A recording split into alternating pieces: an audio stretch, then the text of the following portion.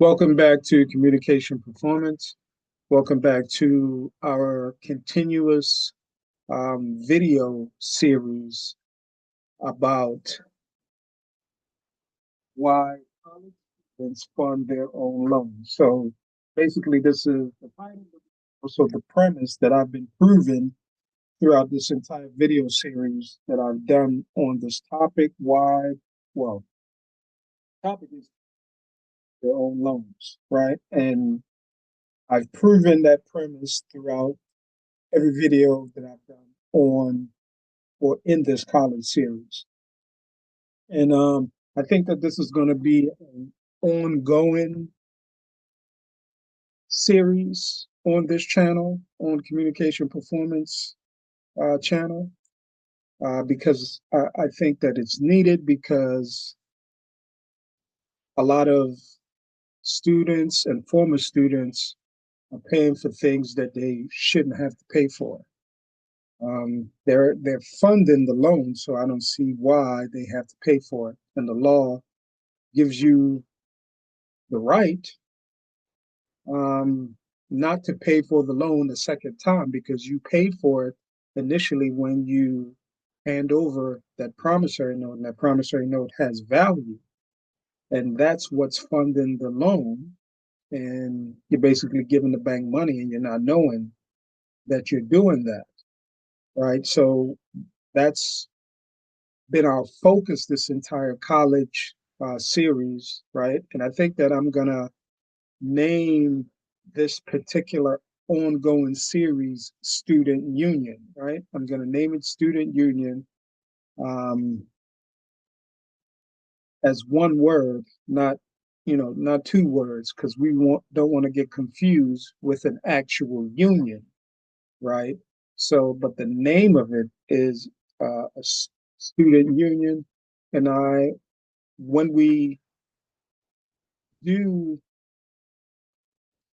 shows or student union shows, I want to make sure that I'm providing information where new incoming students and also current as well as former students um, can get information as far as um, how they can prove that their promissory notes, the master promissory notes that they issue the banks and the schools, or the school is an agent of the bank, which is the Department of Education. I want to give them information so they be able to prove that that note has value. Now, we're not engaging in any conspiracy theory. We're just following the law, the letter of the law, and we're also following how um, we're following the bank payment process. We're following the different types of instruments that can be used today to make payments and discharge obligations. So I think that I'm going to be different in presenting this type of information because I'm actually quoting sources that you could go and research. And I want to give you the opportunity to do that because number one, I'm not telling anybody to do anything, right? I'm just giving you some information that I think is valuable information that you should know because I wish I knew it, when I was going to school. Um, so, so I'm going to start out. Well, first of all, let me also say that if anything that I say in this video, anyone thinks that the information or anything that I say, um, they may think that it's misguided, want to straighten me out, or they may have a concern, they may have a comment, they may want to hate. We welcome haters too, right? Um, you can reach me at contract EC721 at gmail.com. So that's contract spelled out then P and then the letter P and the letter C 7213 @gmail.com. And I'll try to answer as many emails as I can. But if I don't get back to you, just know that I do appreciate you sending the email. And the reason why I may not have gotten back to you is because of time. Um, I don't have a lot of time to answer, depending on the volume of email. I may not have a lot of time to answer all the emails. So just keep that in mind and understand that I do appreciate your comment or concern or your hate, regardless of whether or not I get back to you. So we're going to continue in this video from where we left off, and that's looking at the case law that basically explains a bank um, process, how the bank um,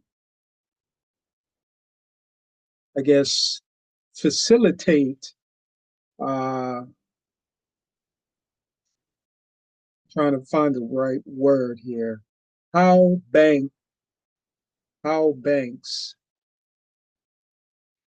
distribute credit and where they get it from, right? But before I do that, I want to go over a couple of things just to clarify some things. So the first thing is, of course, I've said, based on what Richard um, Werner, the German economist, brought to the forefront when, in his various videos and documentation, he's talking about the different types of banking theories, such as the fractional reserve theory, the intermediary theory, and the credit creation theory. So I've stated that all those theories is exactly what they say they are. They're just theories. They're not facts that we could take full throat for face value, right? Um, Even the credit creation theory, which is the theory that gives you some explanation of what's going on, um, you know, as far as the bank functions and processes, payment processes, and how um, the money that they utilize, where it comes from. So I disagree that banks create credit.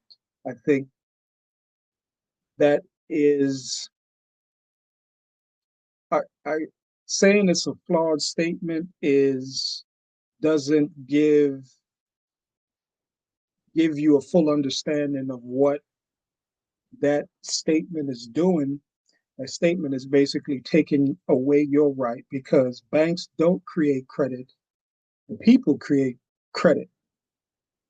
And it's converted, the banks take it and convert it into checkbook money or bank credit, right? Or book entry securities, um, because banks can't loan their credit, even if they have the ability to create credit, which they don't.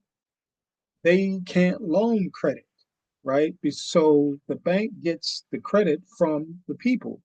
And throughout the history of government, the people have always created money. And I equate money to credit because the undergirding foundation of what money is credit. And a token, such as a Federal Reserve note, is a thing that only facilitates credit, right? A gold coin or gold are tokens that facilitate the credit of the people, right? Or the credit that comes from the people.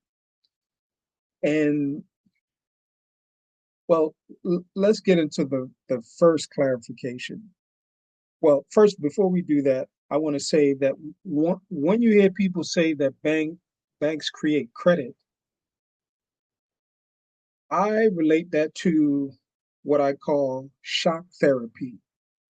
And that is continuous repetition of statements to condition you and program you into believing this lie that banks create credit. Because we're talking about, first of all, on multiple levels, they don't create credit because we're talking about an artificial entity that has no energy to be able to create, right? Um, Notwithstanding, it doesn't have a mind, right, to even conceive creation or to be able to conceive something to be able to create it, right? It is imagery, it is a fiction, right? And that's from a scientific perspective, right? Um, so if you look at it, I say it is shock therapy when people say that. And that is because I believe that that is to take away your power because throughout I guess you could say the history of economics, when they come up with their economic model. Well, let me say generally throughout the history of economics, when the economists come up with their economic model, or a banker or an economist have a banking model, right? They don't include the people as the center, as the focus of the main component that actually create the credit. And people do that on multiple levels, right? So I definitely believe that it is shock therapy to keep repeating things that are fictitious and fiction so you can be programmed into believing it because now with this digital dollar or these different type of electronic money, when you say banks create credit, now you could say, okay, the bank is actually giving you their property. So if they're giving you their property, that means they're actually giving you their money, right? Which is not what happens today, right? What actually happens today is that the people create credit, the bank converts it or purchase it and converts it. And when I say convert, it basically records the promise to pay in their electronic spreadsheet, right? So we're going to get into answering some of that. And I've done that in previous videos. But I think that the more you hear it, the more you can unprogram yourself from the concept of what they say a loan is, right? And we know that if you've been watching my videos on this college series, which I now, uh, this type of video on this channel is going to be called the Student Union, right, series. So if you've been watching the videos, you understand that a loan is when the bank purchase an investment, and an investment is a note, a bond, a mortgage, um, a draft, uh, a bill of exchange, banker's acceptance, etc. Right? So when the bank purchased a promissory note, that is a loan, right? The loan is explaining the definition of a loan the is the process that the bank engages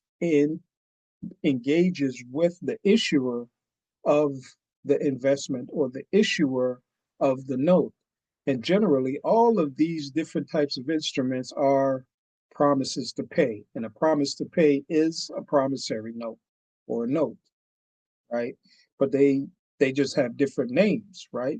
For instance, a draft and a note is basically the same thing if you really look at it, because a note includes not only a promise but also an order to pay, right? Because you a draft have three parties. A note also have three parties, right? It has the issuer, which is the man or woman.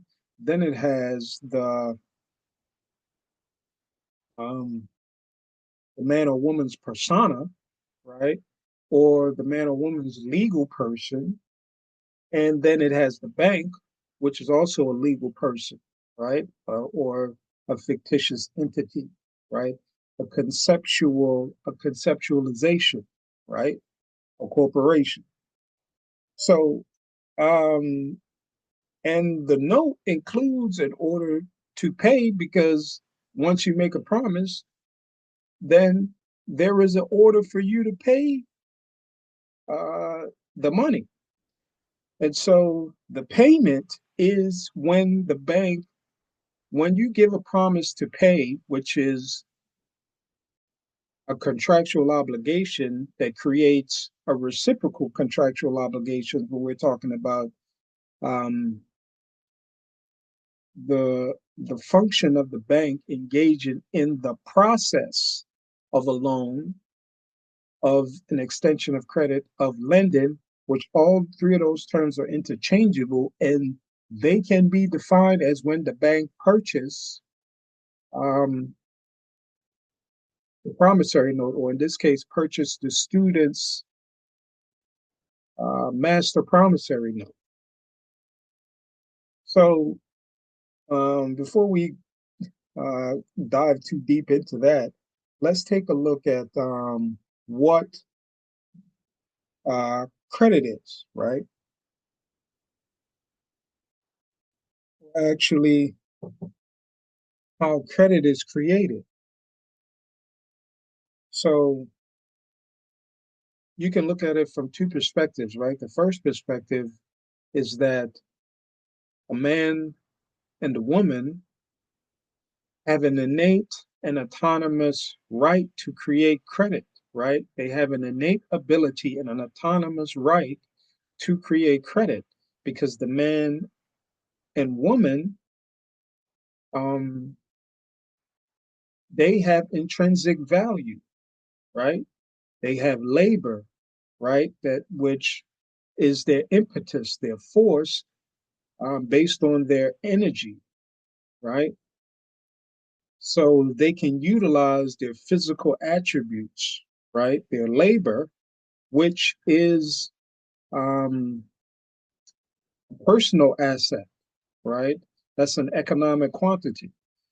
They also have an intellectual and mental capacity, which is also an economic quantity, right? To be able to create, to be able to, these two things, the intellectual and the physical, are economic quantities that can create wealth, right? But those personal attributes create are the foundation of their ability to create credit, right? Some of them, because they have other the man and the woman have other intrinsic value, right? Gold does not have intrinsic value. The value or the price of gold is based off of contract that you know people make, and if it's a law that's passed that says that you know, or not even a law, just say that we started trading on something else that we find that was more profitable, then the gold will be worth less, or it wouldn't be worth anything, because everybody will move to that new commodity, right? And I believe that money is a commodity, because you can, or money is credit, and credit is money, right? Um, it's it's interchangeable, right? Um, so when you say that, um,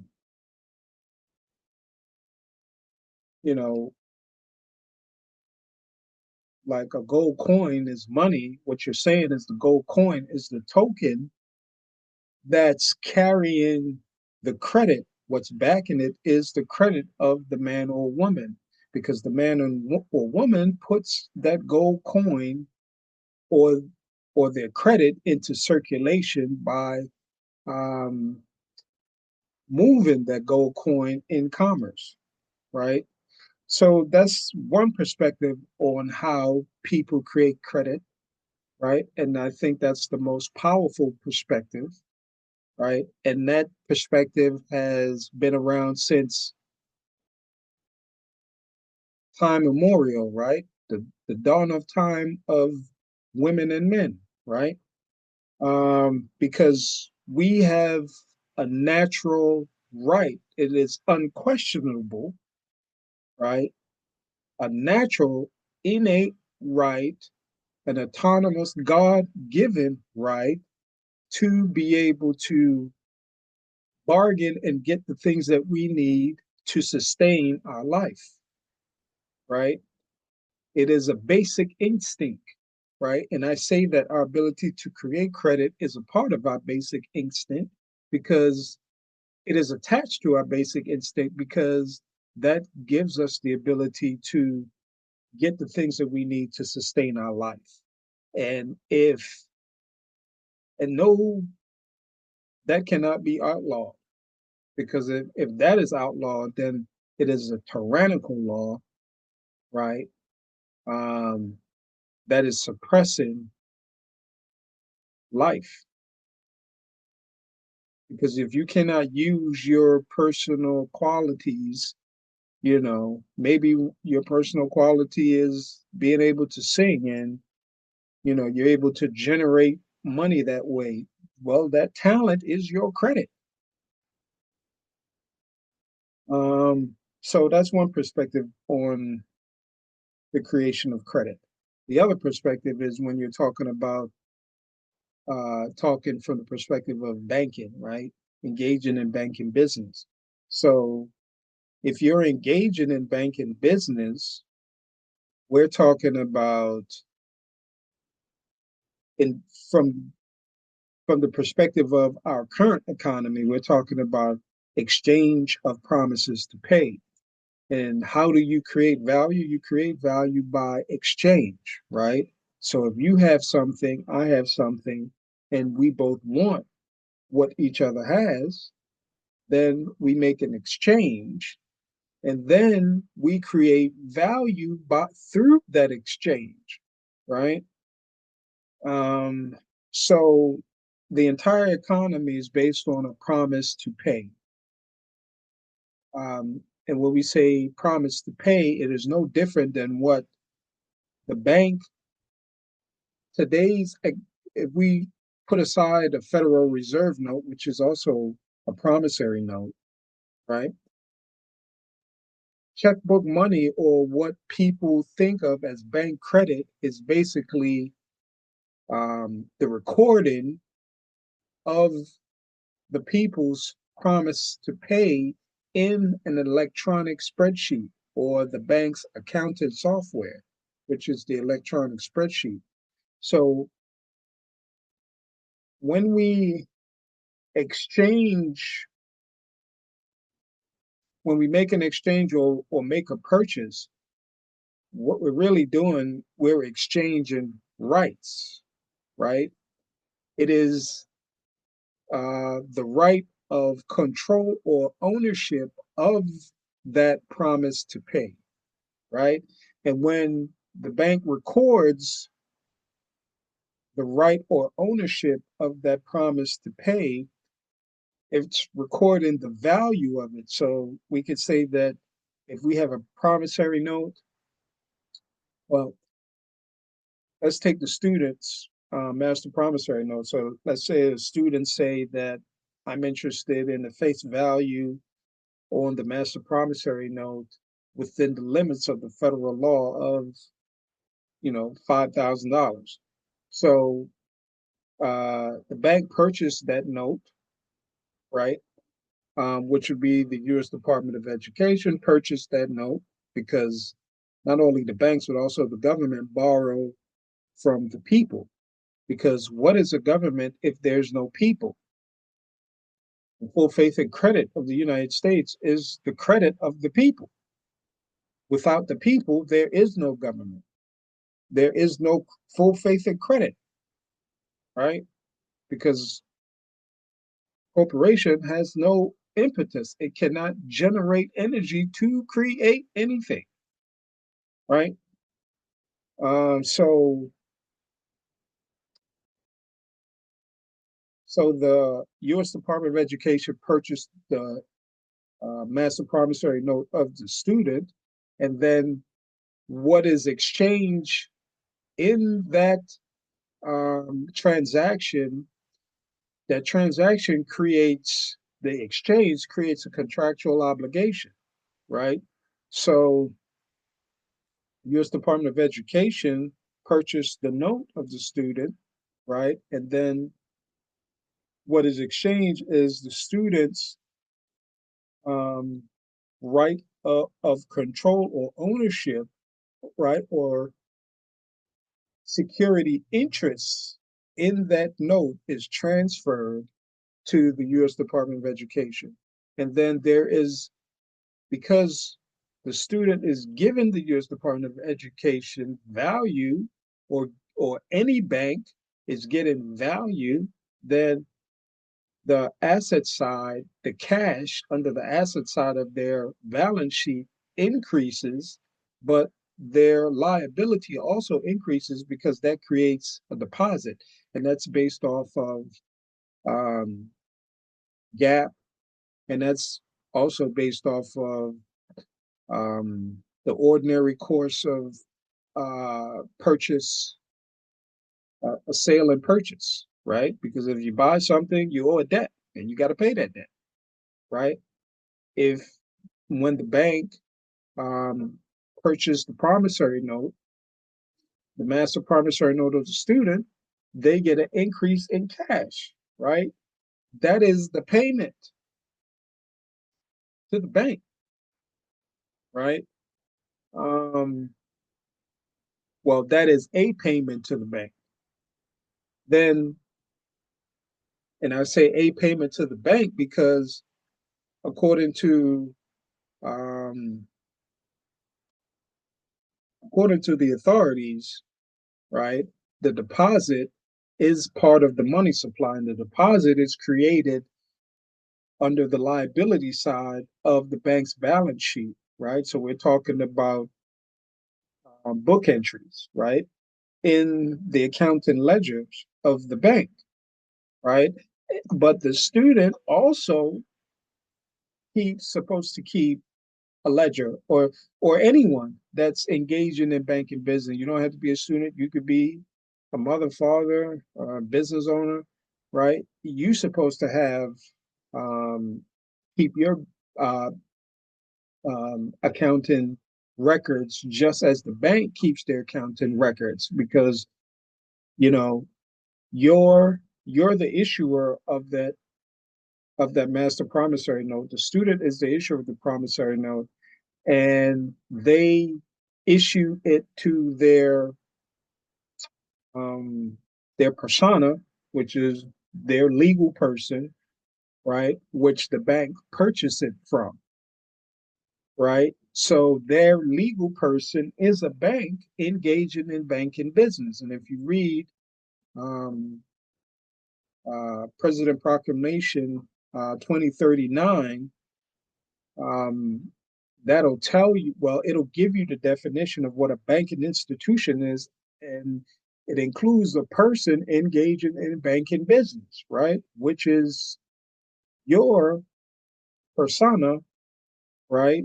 Um, the legal fiction, which generally would appear on documents coming from any bank or banking institution or government in capital letters generally, or they have they may have a upper lowercase name, but the address is a fiction, right? So when we're talking about fiction, they may, because I'm in Maryland, so the fiction may be MD, right? Two acronyms, capital M, that stands, well, I don't know what it stands for because you got M and a D.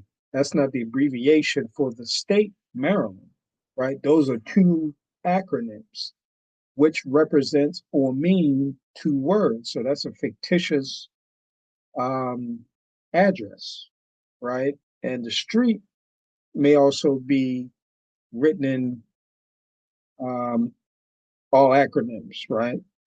And if you don't know what an acronym is, you can go to etymology.org and do a search, right? And it'll tell you, give you the etymology of what an acronym is, right? But that's very important for you to understand what that is, right? And we're not talking about any conspiracy theory here. We're just talking about this is the way that business is done. So we're moving away. We don't want to deal with anything that has to do with any type of sovereign citizen movement or none of that, right? Which I believe was, well, we get away from that.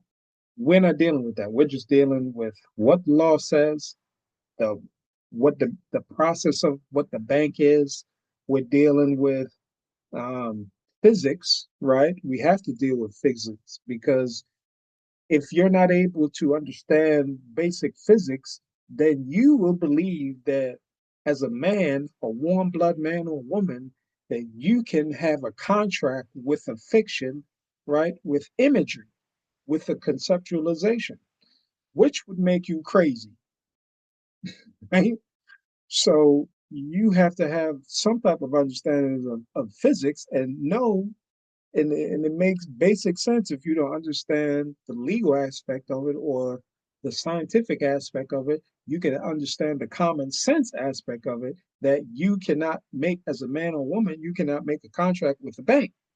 You have to use your legal person to make the contract with the bank because your legal person is a fiction and the bank is a fiction. And you, as a man or woman, cannot interface directly with imagery, with a fiction, right? That would mean that if you say yes, you can, that would mean that you're crazy, right? So, and as we know that based on the Supreme Court decision in the Citizens United case. And even before that, the Supreme Court said that um, corporations, which are fictions, can make contracts, and their contracts are formed based on their representative, right? So you would be the representative for your corporation or person, right, in law, right?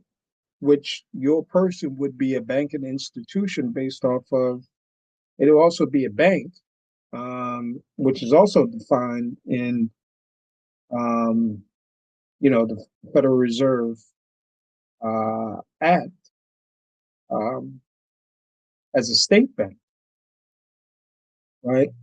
And also federal law and regulations, but specifically in Proclamation 2039, which was included in the law in Title I of Public Law 73-1, which is the Emergency Banking Act of 1933, right?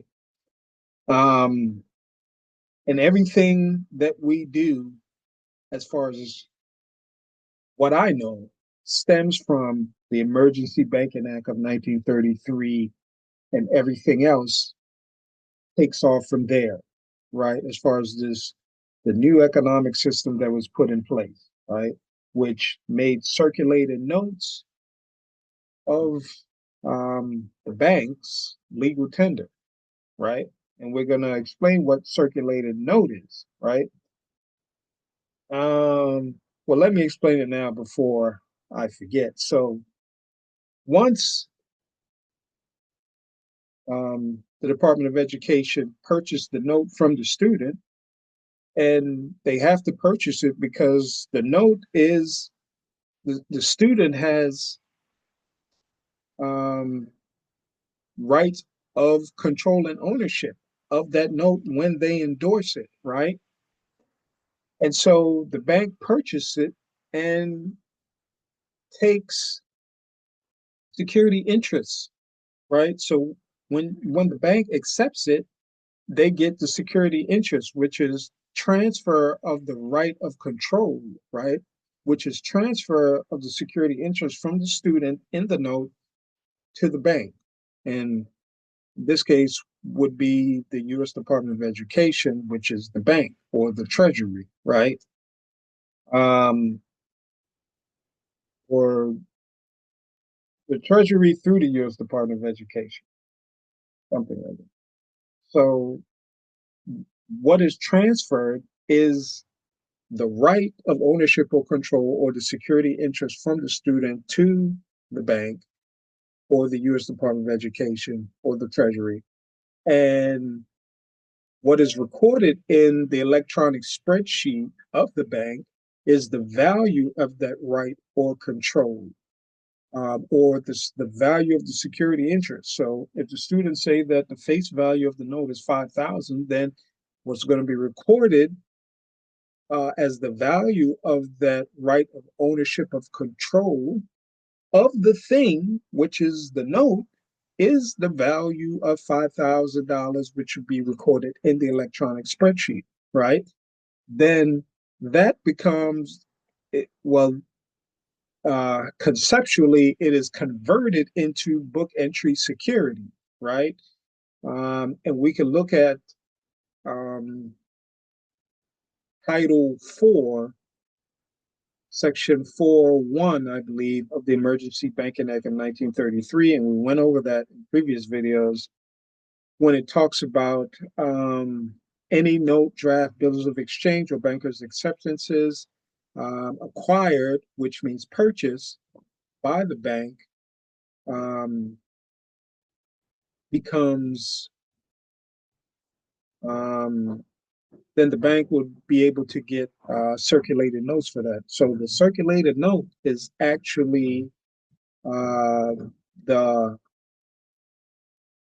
value or the face value of the note that the student transfers security interest to the bank, right? So that value of the note in this example is the $5,000. That $5,000 is a promise to pay.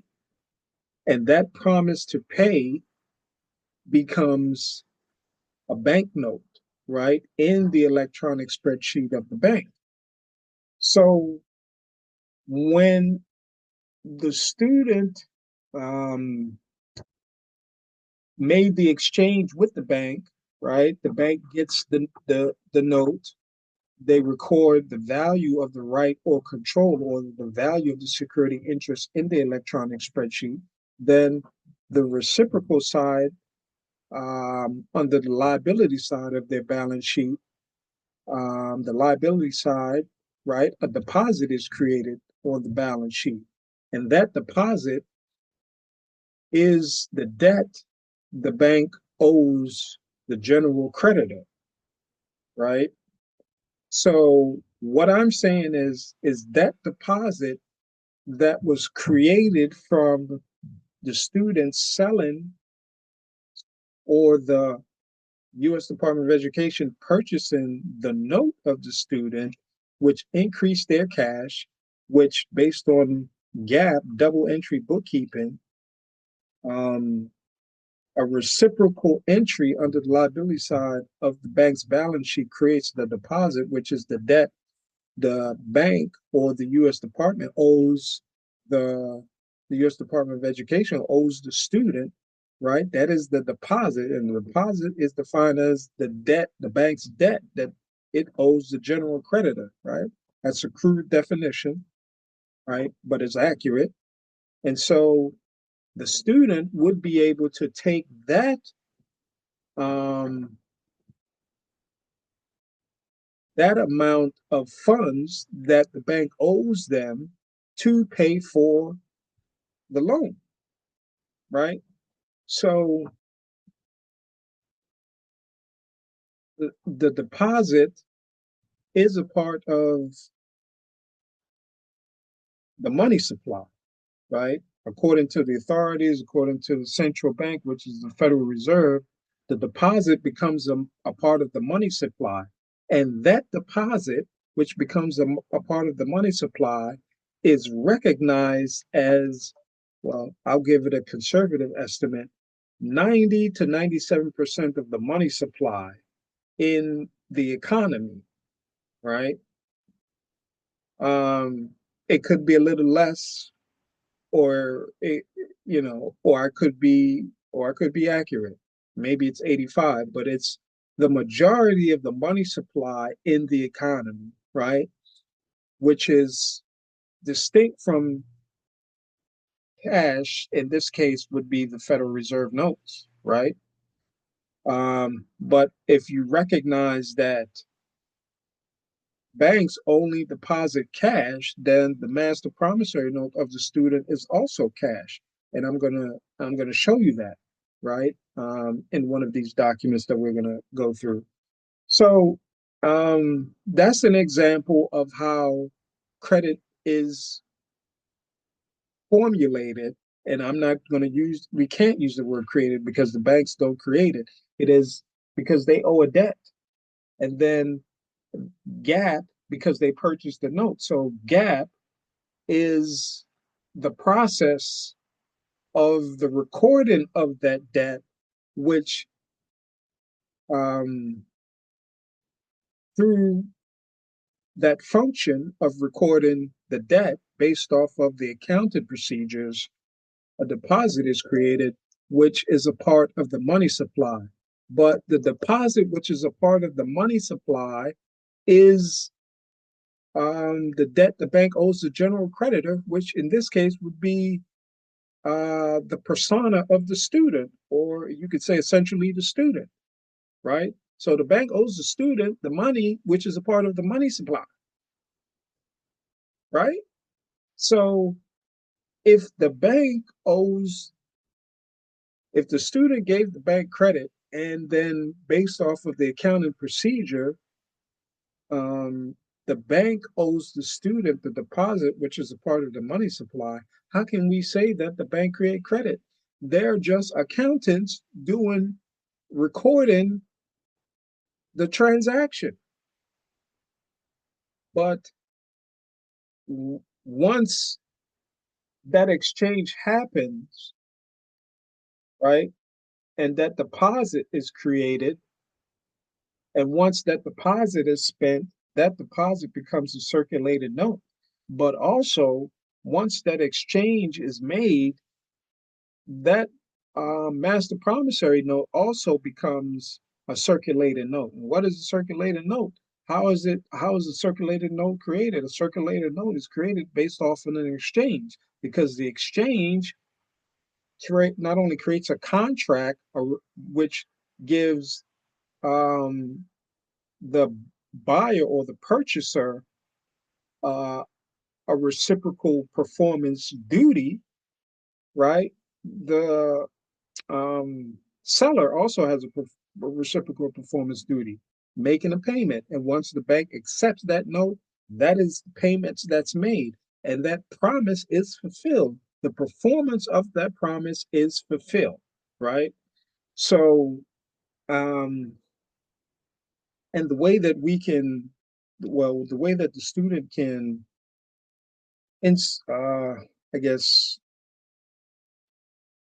get evidence of that is based on how they endorse the document, right? How they endorse the master promissory note. And that's a video in of itself, right? Because if the student just give it a blank endorsement, what what can happen is, and the student don't know that that note is valuable, what can happen is the student gives that note to the school, and then the school sells the note.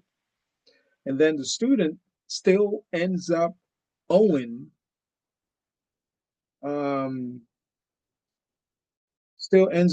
money, right? Based on them perceiving that they're getting something from the bank and them not understanding that they're actually funding the loan, right? And the way that they get evidence of that is based on how they endorse the document, right? How they endorse the instrument, which is the Master Promissory Note. So that is the endorsement. That needs to be a series within itself, right? So all we're doing in this particular um, series of the student union is demonstrating and proving that college students fund their own loans, right? Um, so if you just give it a blank endorsement, it's just signing the note, putting your signature on it. That's a blank endorsement. And anybody that gets that note can can is the holder of that note and can benefit from that note and can get that note deposited and benefit financially from that note, right? Get the value of that note. And this is what is happening now is that the school gets the note and they become the holder because of anybody if somebody drops a master promissory note outside and anybody picks it up, they can take it to a bank and um, get that note deposited or sell the note to the bank rather and get money based on the value of it. Maybe the bank could do a discount, you know, but um, so yeah, endorsing the note is critical to you um, exercising your security interest in that note and being able to have evidence that you made a payment. So that's how credit is created in a nutshell. It's more to it than that, but um, I think that I'm going to stop right there. So the other thing is, how is a debt created, right? A debt is created through the same process, except if there's an exchange and there's an unequal exchange, say for instance, um, I say for instance, okay, from the perspective of the man or woman having, well, let me not even go into that. If there's an unequal exchange, let's say for instance, let's keep it simple. If there's a contractual exchange, a promise to pay, you say, okay, uh, I'm going to pay you 5,000. No, you get it on credit for 5,000, right? And then you say, okay, I'm going to pay you 5,000 back, right? But right now, I can only pay you three.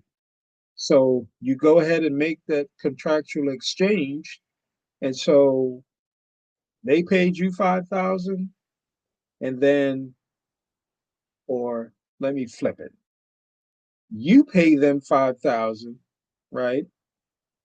The student pays the bank 5,000, but the bank only gives them 3,000, or even better, which is actually the process that I just explained.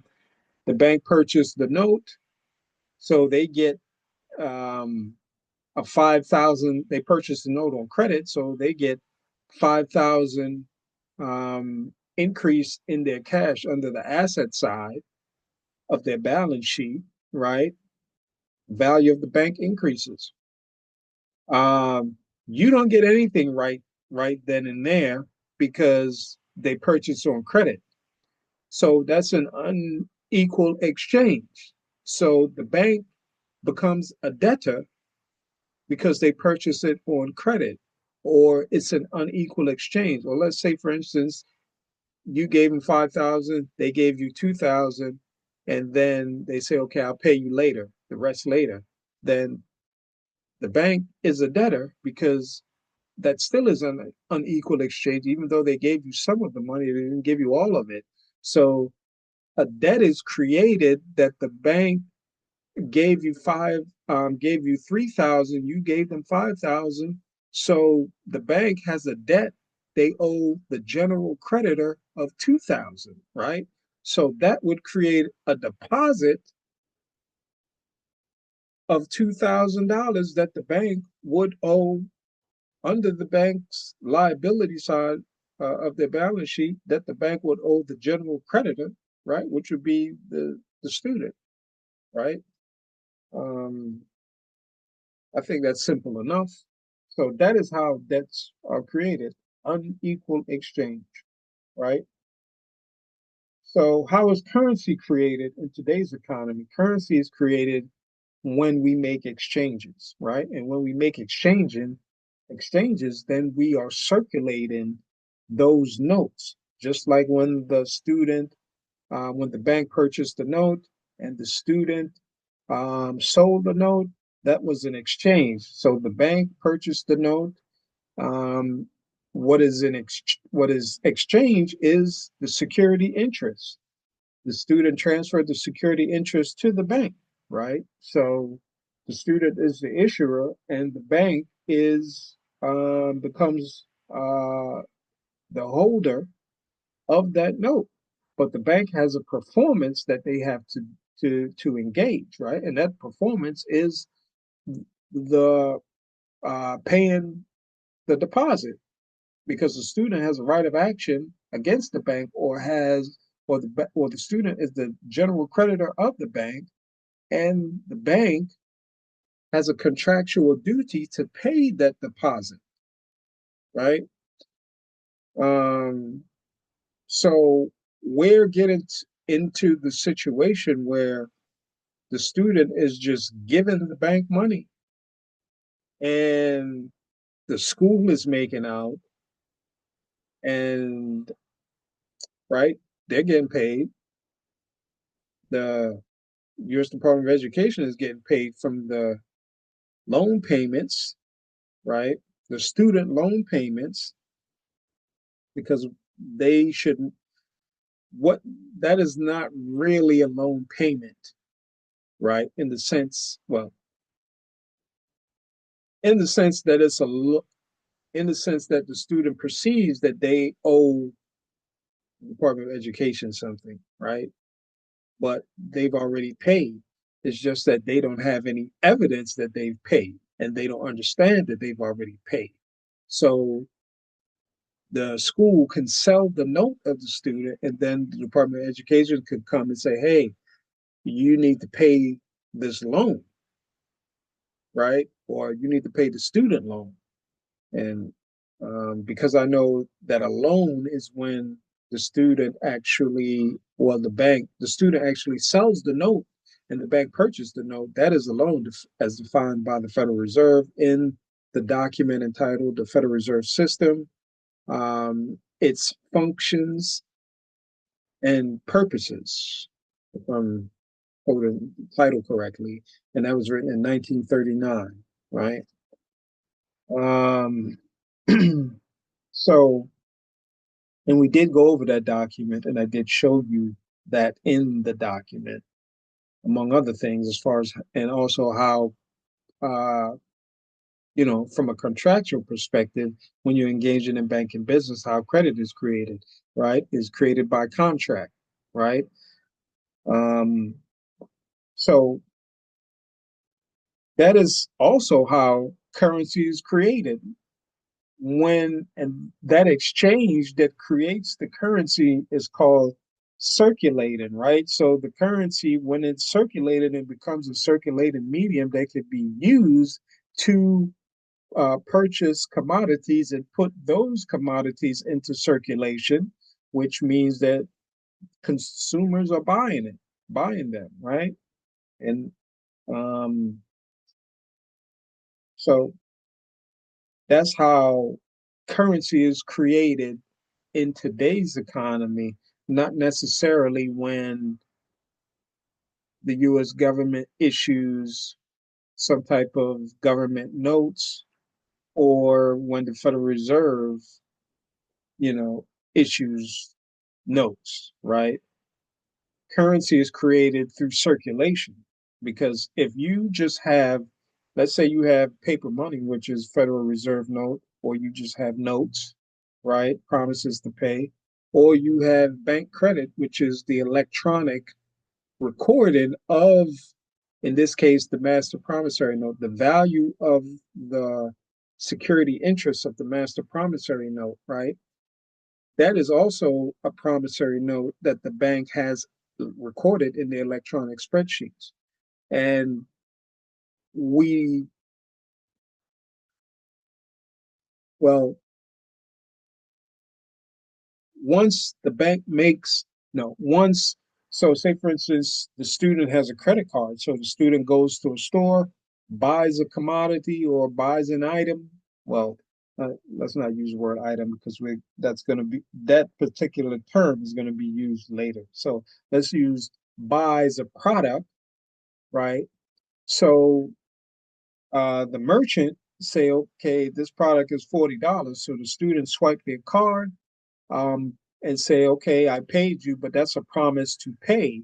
And that swiping of the card um, goes into their bank account, and the value of that uh, promise to pay that they have in their bank account, let's say they have 5,000, um, you know, dollars worth of bank credit in their bank account. So when they swipe, let's keep it simple. They have $100 in their bank account. So when they swipe and use the credit card, which the item costs $40, those decentralized electronic spreadsheets are from the merchant, which is, um, in this case would be a debit to the account, would take away $40 from the $100 of the student's account. So, I don't, this is how I envision these, you know, uh, I guess, segregated electronic spreadsheets working, right? Decentralized electronic spreadsheets working. So the student swipes the card, and so um, you have an electronic spreadsheet here at the merchant's, I guess, uh, office, which takes that electronic value of $40 and sends it to the bank. And so, and let's say an electronic spreadsheet is traveling electronically to the bank, to the electronic spreadsheet of the accountant for the student at the bank. So when it hits the bank, it says, okay, $40, take away, we're going to take away $40 from the $100 that the bank is has for the student's accountant. So that's going to leave $60 in the student's so-called account, which is basically just accounting on the electronic spreadsheet, right? And so what happened is the $40 promised to pay was uh, decreased the $100 promised to pay.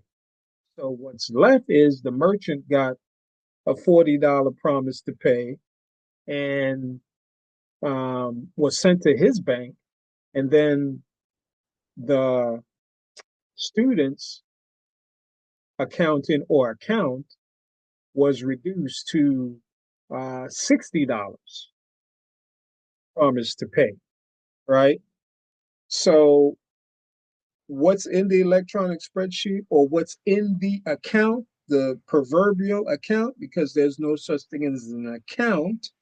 Account is a misnomer for what's really happening is accounting, right? So what's in the proverbial account is um in the proverbial account is $60 of the student, right? And then the merchant account gets a credit of $40. The student account gets a debit of $40. The merchant account gets a credit of $40 promise to pay, right? Um, so that's how currency is created, right? By exchange, right? And through exchange, you solidify price and you solidify value, right? Because that exchange is really a contract, right? And that exchange not only creates credit, which is now it's the currency, um, but it also creates the contract and the contractual obligation based off of the accounting process. Because if you have a credit, there must be a debit, right? If you have um, an increase in cash, you have to have a deposit under the liability side. If you have an increase in cash under the asset, you must have a deposit, which is a debt under the liability side, right? Because you know, um, asset equals liabilities in owner's equity, right? That's accounting. Banking is primarily accounting. Okay, so that's how credit is created, and your promise to pay is a credit, right? Now, based off of the Federal Accounting Standards Boards, they say that that promise to pay, they categorize the actual um, payment being made in the future, right? So your promising to pay is your credit, and the actual payment will be made in the future, which they categorize as actually happening as probable, remotely probable, or remote, right? And we're talking about a future, so we know that a future doesn't exist. So, you know, I'll leave I'll leave it right there. So that's maybe why they say probable, remotely probable, or remote, which means that it's not going to happen. But it is clear that the credit, which is your promise to pay, is money. So, in all actuality, payments are actually happening now, right? Because a promise to pay is your credit, and credit is money. And the Federal Reserve note or the gold coin is simply a token of the people's credit, right? Their innate right to create credit because they're the only ones that can actually do it, create credit because they have it. They're the only ones in this scenario of these three distinct parties, right? Or maybe four parties, right? The man, which is the issuer of the credit and the creator of it. Then you have the man or woman's, the man or woman is the issuer or creator of the credit, right? Then you have the man or woman's persona, which is their legal person, which is also their bank when they're engaged in banking business.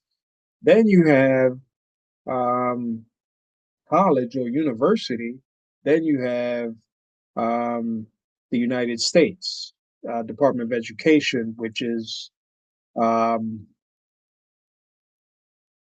which is also the Treasury, right? Because the Treasury is facilitating everything there, or the Treasury is the authority of everything that's going on there, right? So those are at least those three, um, or those four parties, right? Out of those four parties, and you may also include the Federal Reserve, right? Out of all those parties, the only person that has the right, innate, right, God-given, like unquestionable right, power, and authority to create credit is the man or woman, or in this case, the student. All right, so um, that was a pretty long lecture, right? So let's go ahead and jump into the documents that I wanted to share and go through. And we're just going to review. We're going to review.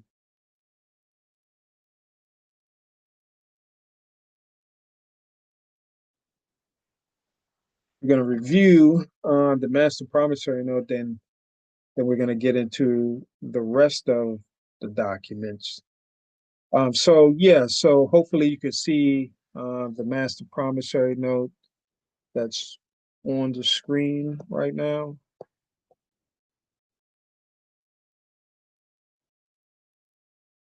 So as you can see right here, it says Master Promissory Note. Okay.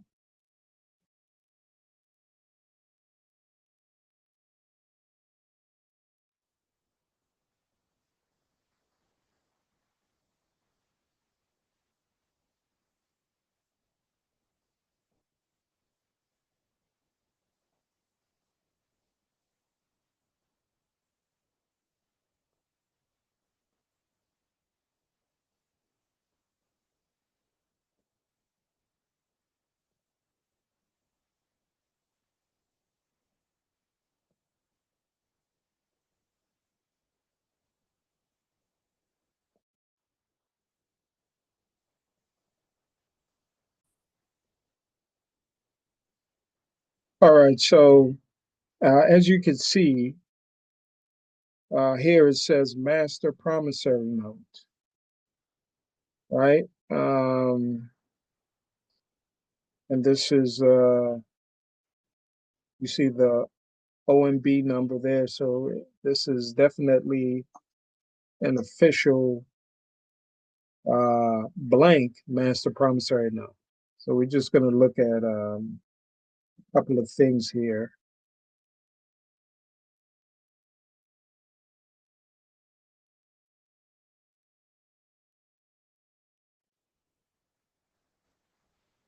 So one of the things that we want to clarify is that the borrower's rights and responsibilities, which is recognized as the BRR, um, which we'll give that acronym a little bit later on in the document. But here it says, it's talking about the borrower's requests, certifications, authorizations, and understanding.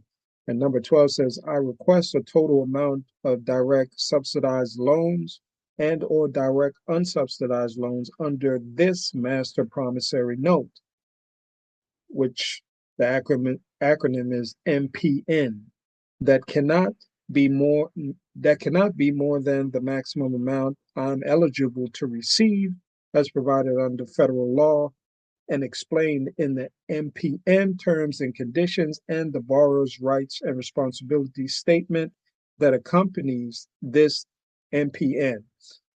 So I just want to make sure you understand that the borrower's rights and responsibilities statement is part of the MPN.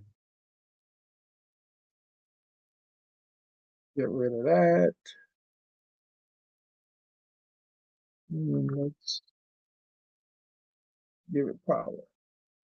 Okay, so it's a part of the MPN, right?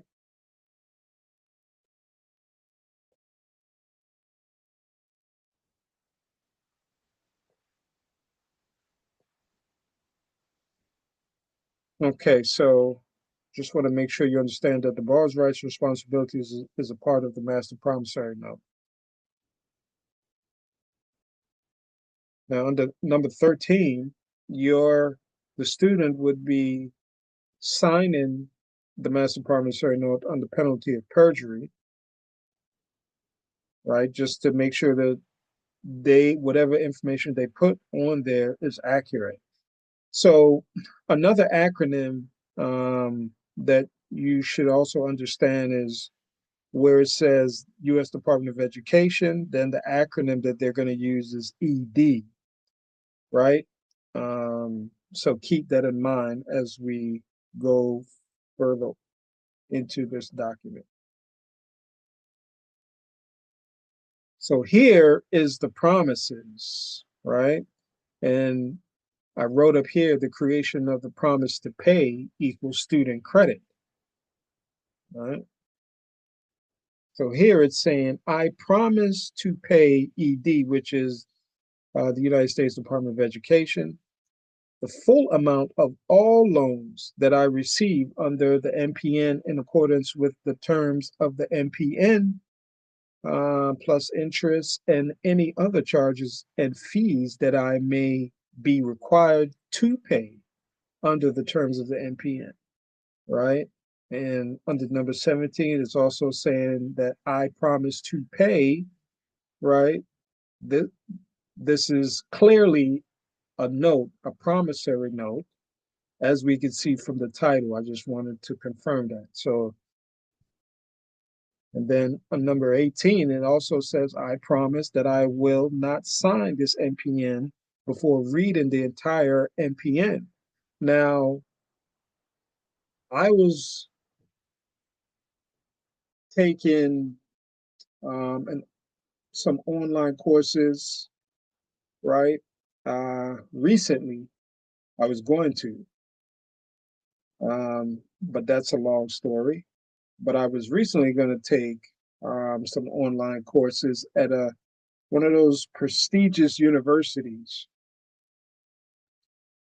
right? Or, well, it's not Ivy League, but it's a well-known online program. But they wouldn't allow me, well, they didn't give me enough time to read the Master Promissory Note and the borrower's rights and responsibilities. They purposely rushed me through it, right? And I had an issue with that. And that issue became a big issue.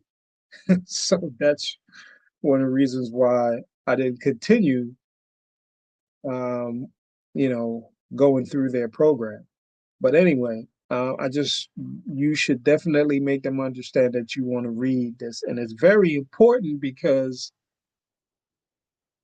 I can see why they didn't want you to read it based off of the most important part, or one of the most important parts of this master promissory note is stated in the borrower's rights and responsibilities, right? Uh,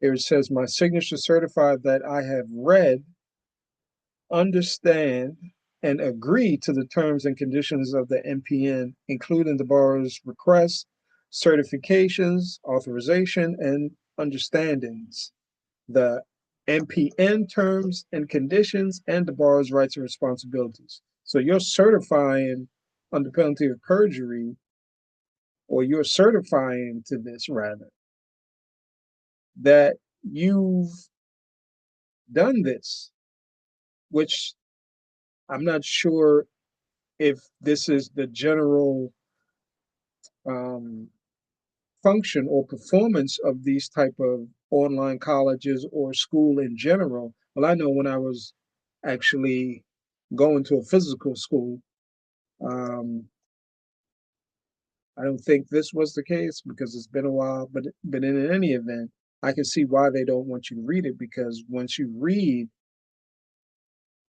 the part I'm going to show you, which I believe is one of the most important parts, it gives you a lot of rights and remedies in your state law, and your state law is packed with a lot of rights and remedies that give you the ability to discharge the debt, right, of this promise to pay.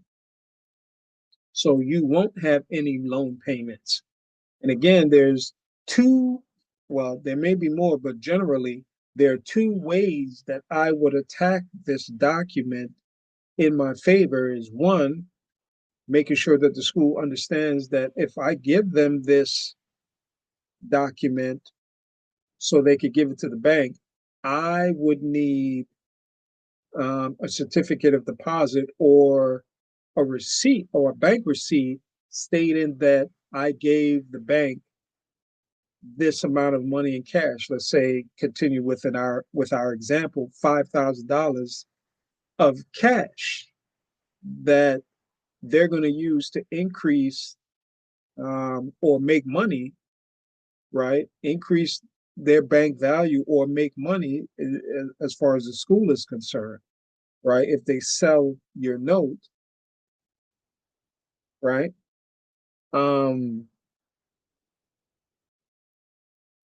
yeah, right. They sell your note and they'll tell you that you got to pay, but the note is the payment because you're promised to pay, and that promise to pay happens when the bank accepts your promissory note. But before the bank can accept your promissory note, I believe that the school sells it. They right, the school sells it, and then you owe payments,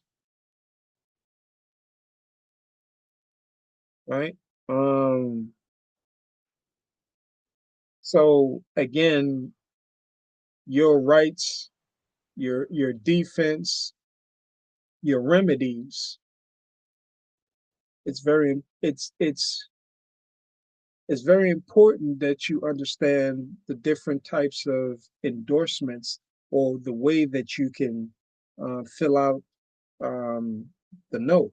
So the second way that you can take care of your rights and remedies, other than getting a certificate of deposit when you give the bank your note, right? And making sure that the school understands once you, because the school is an agent of the bank, right? And the bank is is a government agency, right?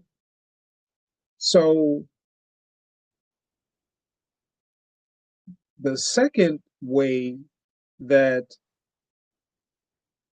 you can um, engage your remedy to not have any payments, any student loan payments, is to do an accord and satisfaction or uh, pay the note in full based off of you how you endorse that note, right? So you can pay the whole um, note based off of your endorsement when you endorse the note, or um, the misnomer is signed the note, but you're giving it an endorsement, right? That's the technical um, name of what you're actually doing on the promissory note.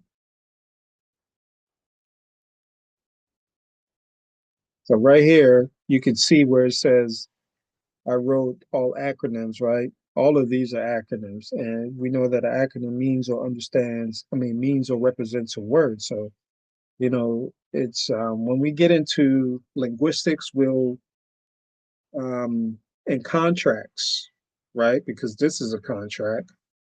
A promise to pay is a contract, right? That's how credit is created, by contracts, according to the Federal Reserve.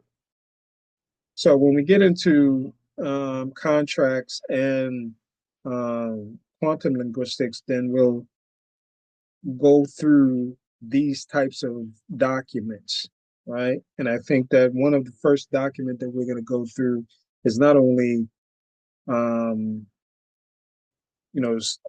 like a master promissory note or promissory note in general as a contract, but I think one of my favorites would be traffic tickets, right? Uh, definitely want to go through that and other things such as indictments and other things that we're gonna do some forensic analysis on. So here, where it says borrower's signature, right? So the borrower is your legal person because according to my understanding, your legal person is a U.S. citizen, right? Which,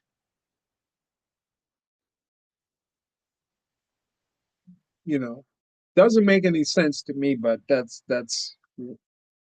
what they say it is because he's a debtor to the United States, right? Um, but what makes sense to me is that under the from an accounting perspective, under the asset side of the liability of the balance sheet and also the liability side of the balance sheet, on each side there is a debtor and a creditor, right? So each side has a debtor and a creditor. So under the asset side, um, in this case, right, the Department of Education or the Treasury is the creditor, and the the student's persona is the borrower or the debtor, right? And that's when the payment is made once the bank accepts the master promissory note because they get an increase in cash because they're the debtor. They get an increase in cash. Money is paid, right? If the document was endorsed correctly or to to have it pay, the I guess the debt paid in full or the promise to pay paid in full, or if um, the student gets a certificate of deposit or some type of bank receipt saying that the bank is acknowledging that they received a sum of money or funds. And then on the liability side, because a deposit is created, the student becomes the creditor, and the United States or the Treasury becomes the debtor because they have a response a right. A, I'm sorry, they have a um, a duty, right, an obligation to pay the deposit to the general creditor, which is the student, under the liability side of the balance sheet. But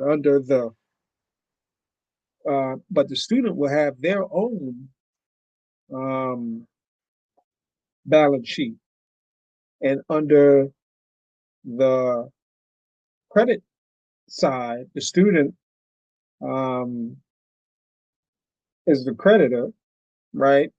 And then the liability, the student is the debtor because they paid out to the promise to pay to uh, the U.S. Department of Education, which is um, basically the Treasury in the background, right? As far as the finances goes, right? Doing the banking of the U.S. Department of Education. So I hope I've explained who the borrower is, right? But the student is the representative. So where it says signature, it's not really the signature um, of the student, right? It is the endorsement of the issuer or the representative, or rather the representative for the, the legal person, the student's persona, right? Because the student's persona can sign a document just as the U.S. Department of Education can sign a document. Their agent or employee thereof, which is an agent of the U.S. Department of Education, has to sign the document, right?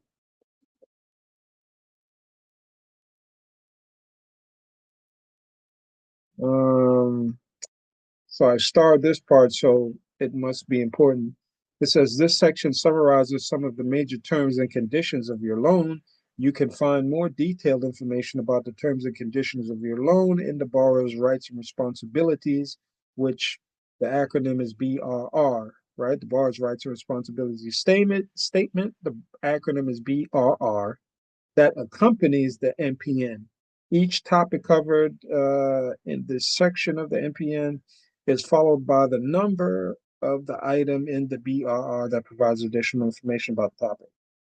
The BRR, which is the borrower's rights and responsibilities statement, is considered part of the NPN. Now, that's very important to understand. The BRR is considered part of the NPN. Whenever we refer to the NPN, the term NPN includes the BRR. Now, that's very important based off of, what I'm about to show you. And I went through this in the previous videos.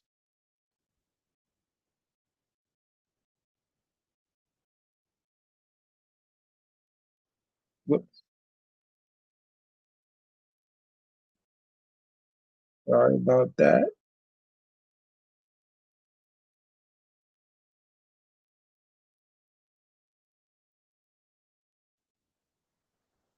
Okay. Now, before we get to what I really want to show you, this is also important. It says you may prepay all or any part of your loan at any time without penalty. So once the United States Department of Education or their agent receives the Master Promissory Note, the agent in this case would be the school, right? Then that is acceptance.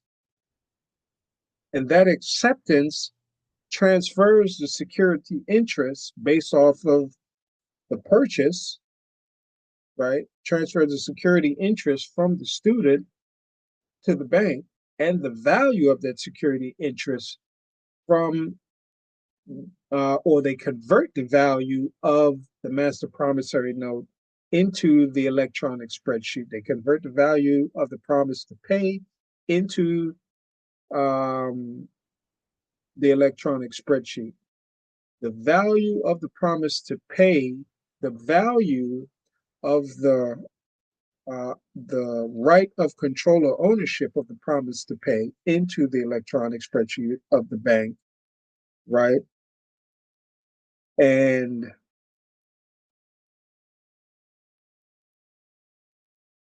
that's how, when that happens, when the security interest is transferred, then the bank takes the note for value, right? Which means that they accepts the security interest, which means that they got paid because at that point, the credit uh, or the cash under the credit side of the cash category under the asset side of the bank's balance sheet increases, and that is payment to the bank, right?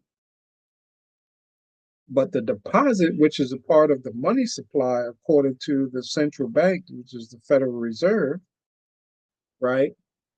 That is belongs to the student, so the student can get that and put that into circulation when the student use that promise to pay as a circulating medium to put or purchase commodities, to put those commodities or products into circulation, which is when, through an exchange, purchase and exchange, the student gets it, then they um, give the merchant a promise to pay. The entire economy is based off of exchanges of the value, um, exchanges of promise to pay or the value of the promise to pay, right? I'm sorry. It is the entire economy is based off of promise to pay. But what's really being exchanged is the right or ownership of the value of the promise to pay, the right of control or ownership of the value of the promise to pay, that's what's being exchanged. It is not the thing that's being exchanged, because the thing is incidental to the right of control or ownership, right? Which is the true legal definition of what a property is. The property is not the physical asset. The property is the control, right? The right of ownership or control, the ability to dispose of it, right? Any way that um, the holder of the security interest wants to dispose of it, right? Within the legal framework. So, um, let's continue.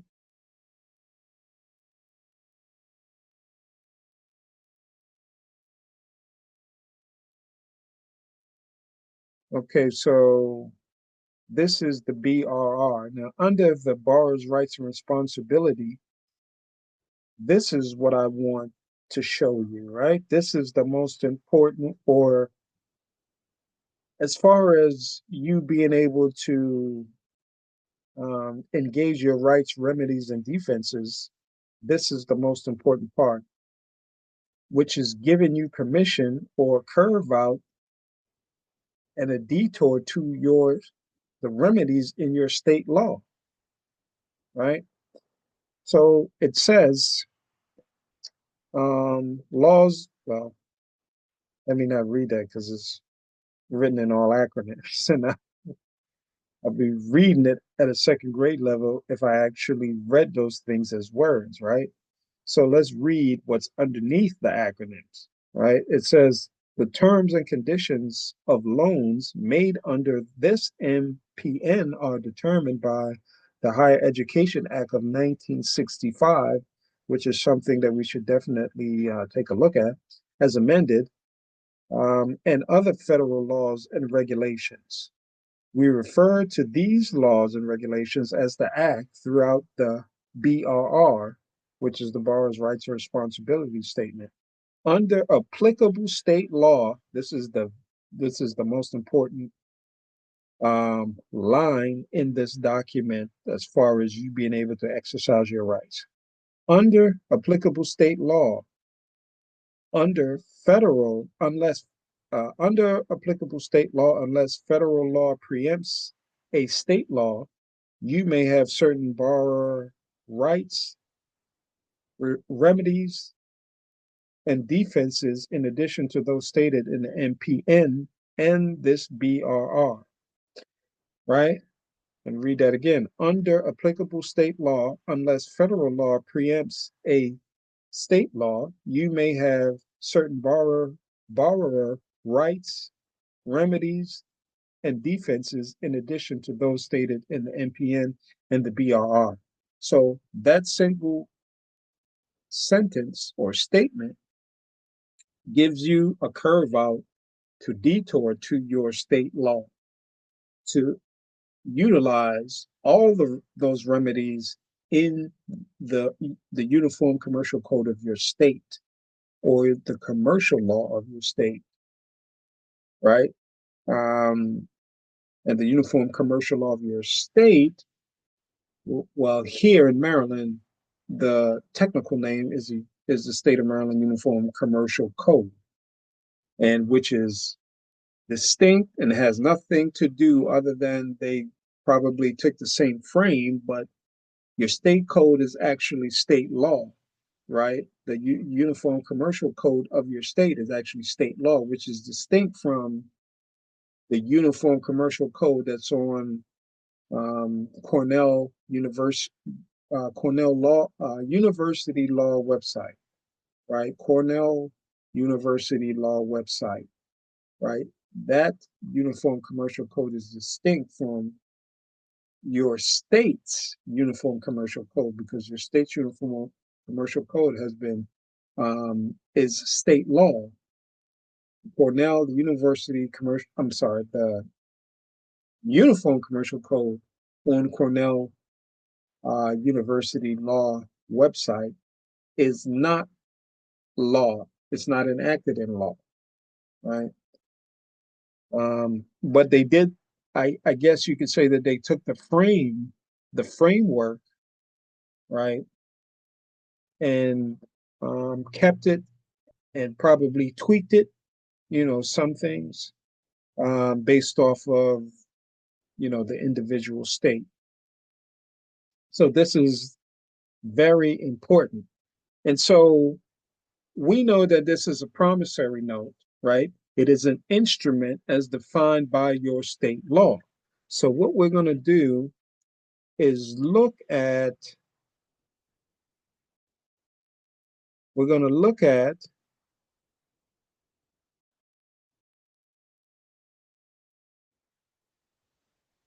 we're going to look at the definitions in um, under Title 4 of the state of Maryland Uniform Commercial Code, or the state of Maryland commercial law, right? This is about bank deposits and collections, right?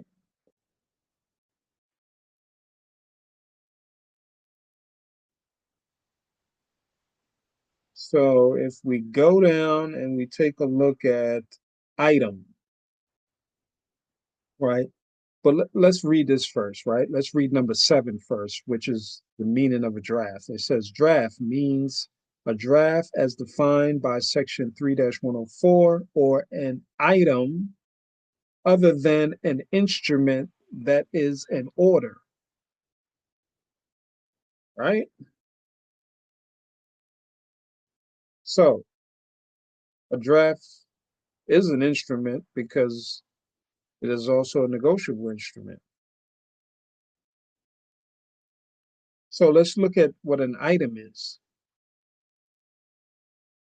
Means an instrument or a promise or an order to pay, right? A draft is an order to pay. So an item means an instrument or a promise or an order to pay money, right? Handled by a bank for collection or payment. I took that out, right? I put a line through that because that's unnecessary language, but I'm going to read it as it was written this first time. Then we're going to go back through it and read it again without the extra language. The term does not include a payment order governed by Title 4A or credit or debit card slip. So an item means an instrument or promise or order to pay money handled by a bank for collection or payment, right? It says handled by a bank for collection or payment, right? So you can deposit a promissory note, or in this case, a master promissory note, is an instrument that can be deposited in a bank. So we understand that that instrument has value, right? Because it is a promise to pay. And that promise to pay is handled by the bank for payment, collection or payment. All right. So let's read it without the extra. I took handled by a bank. So I'll just say item means an instrument or promise or order to pay money for collection or payment.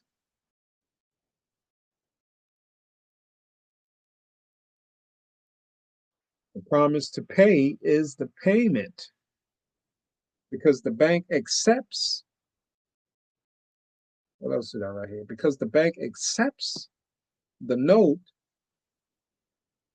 it become it accepts the notes as payment because when the bank accepts the note, the bank takes security interest in or takes security interest in the note, which increases the credit side of the balance sheet and their debtor's liability, right? So let's take a credit union, for instance. A credit union The manager of a credit union once told me that the items they deposit is cash items. A master promissory note is a cash item and becomes a negotiable instrument once the bank accepts it. And then once the bank takes security interest, then it becomes a security, and they convert the value of that promise to pay or the value of that security.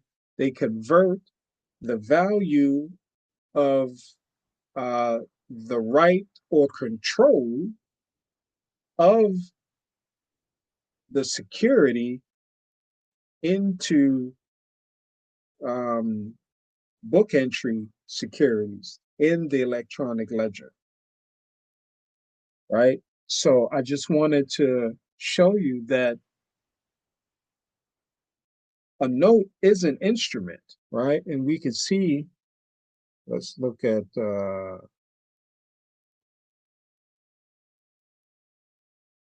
and we can see, and this is Maryland Commercial Law 3-104, negotiable instrument, right? And it says, as provided in subsection C and D, negotiable instrument means an unconditional promise or order to pay a fixed amount of money with or without interest or other charges described in the promise or order to pay. It's a promise to pay a fixed amount of money. Once the banks accept it, that is payment, right?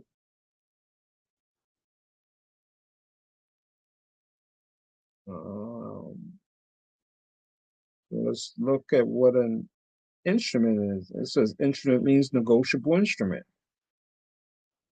right?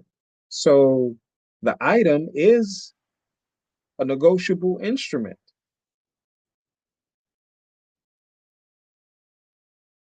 And what is a note? It says an instrument is a note if it is a promise and is a draft if it is an order. If an instrument falls within the definition of both note and draft, a person entitled to enforce the instrument may treat it as either. So I think it's also very important for me to also do a video on the distinction of holder and holder in due course, acceptance for value, return for value. All those things are important. That's I believe a major aspect, or should be in addition to the endorsement of the instrument, right? Those things that I just mentioned, I think that, yeah, I definitely have to do a video on those things and show how they engage on the document, um, to be able to solidify payment, right? When the bank accepts the note or the negotiable instrument or the security, right? Which is just different names for the same thing, which is the promise to pay. So I think that I've proven that the bank, not only is the note valuable, but the bank um,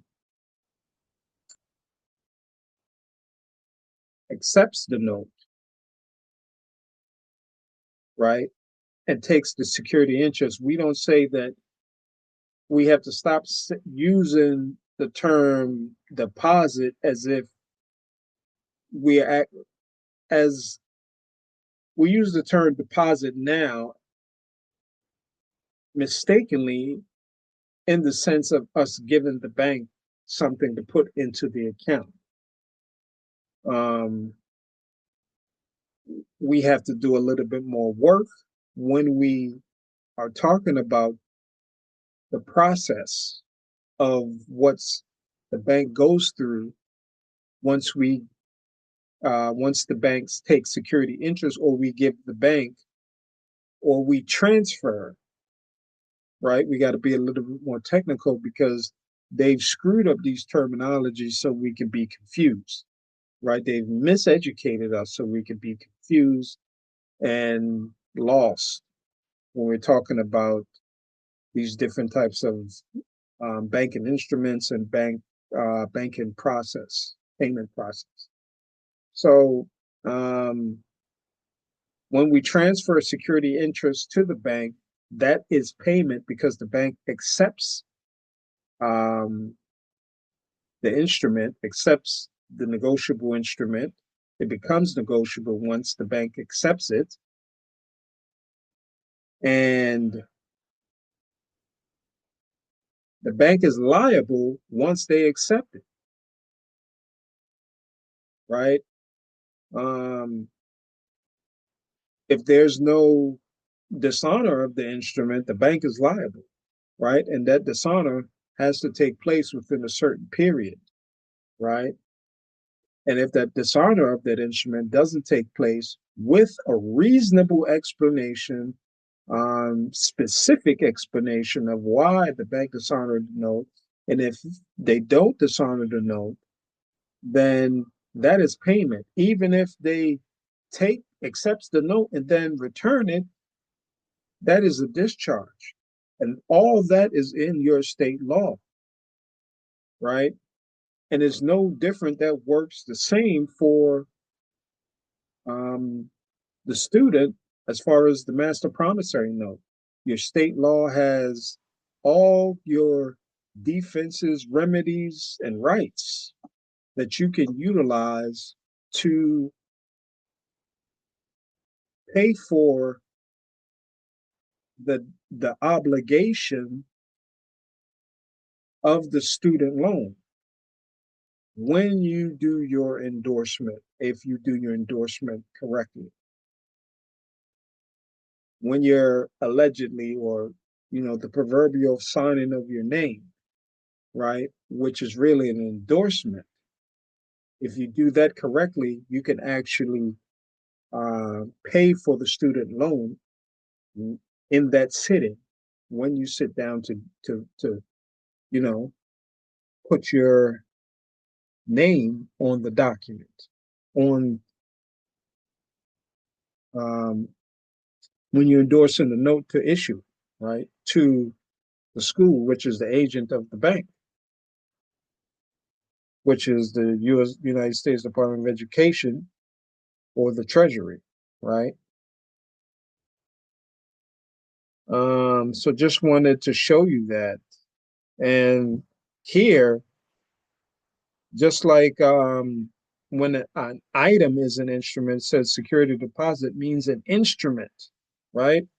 And what is an instrument? It is a negotiable instrument. It is a note, draft, bills of exchange, bankers' acceptances, right?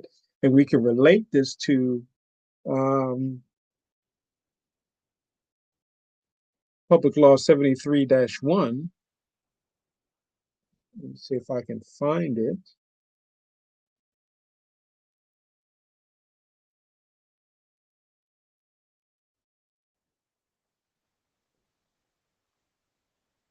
Right? So it says upon deposit with the Treasury, this is public law, right? This is public law 73-1, right? And here in Title 1 is where it talks about um, where the proclamations of the president um, since March 4th. Let's see.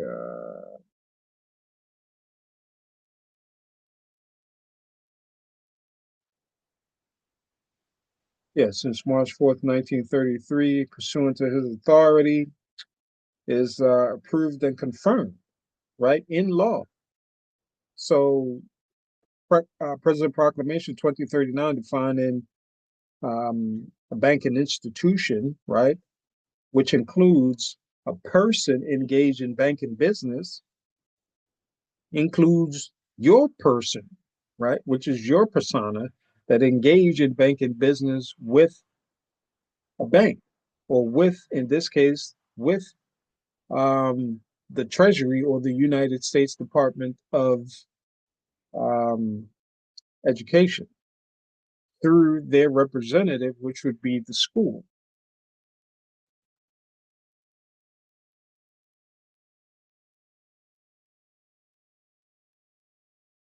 And I guess in this case, the school would be a fiscal agent of the bank because they're, um, engaging in um, some type of federal activity.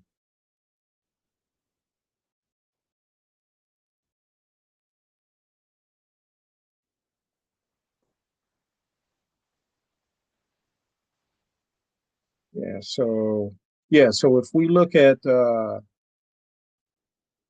know I marked this thing up, but it says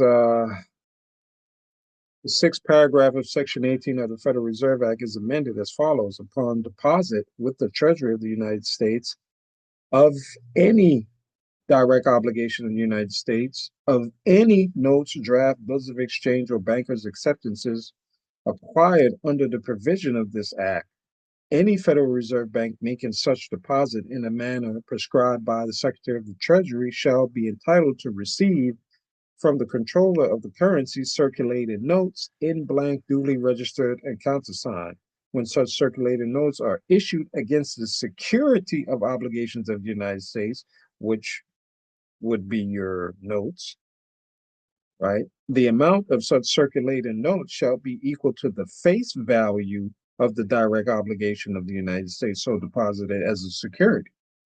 So there you have it. It's telling you that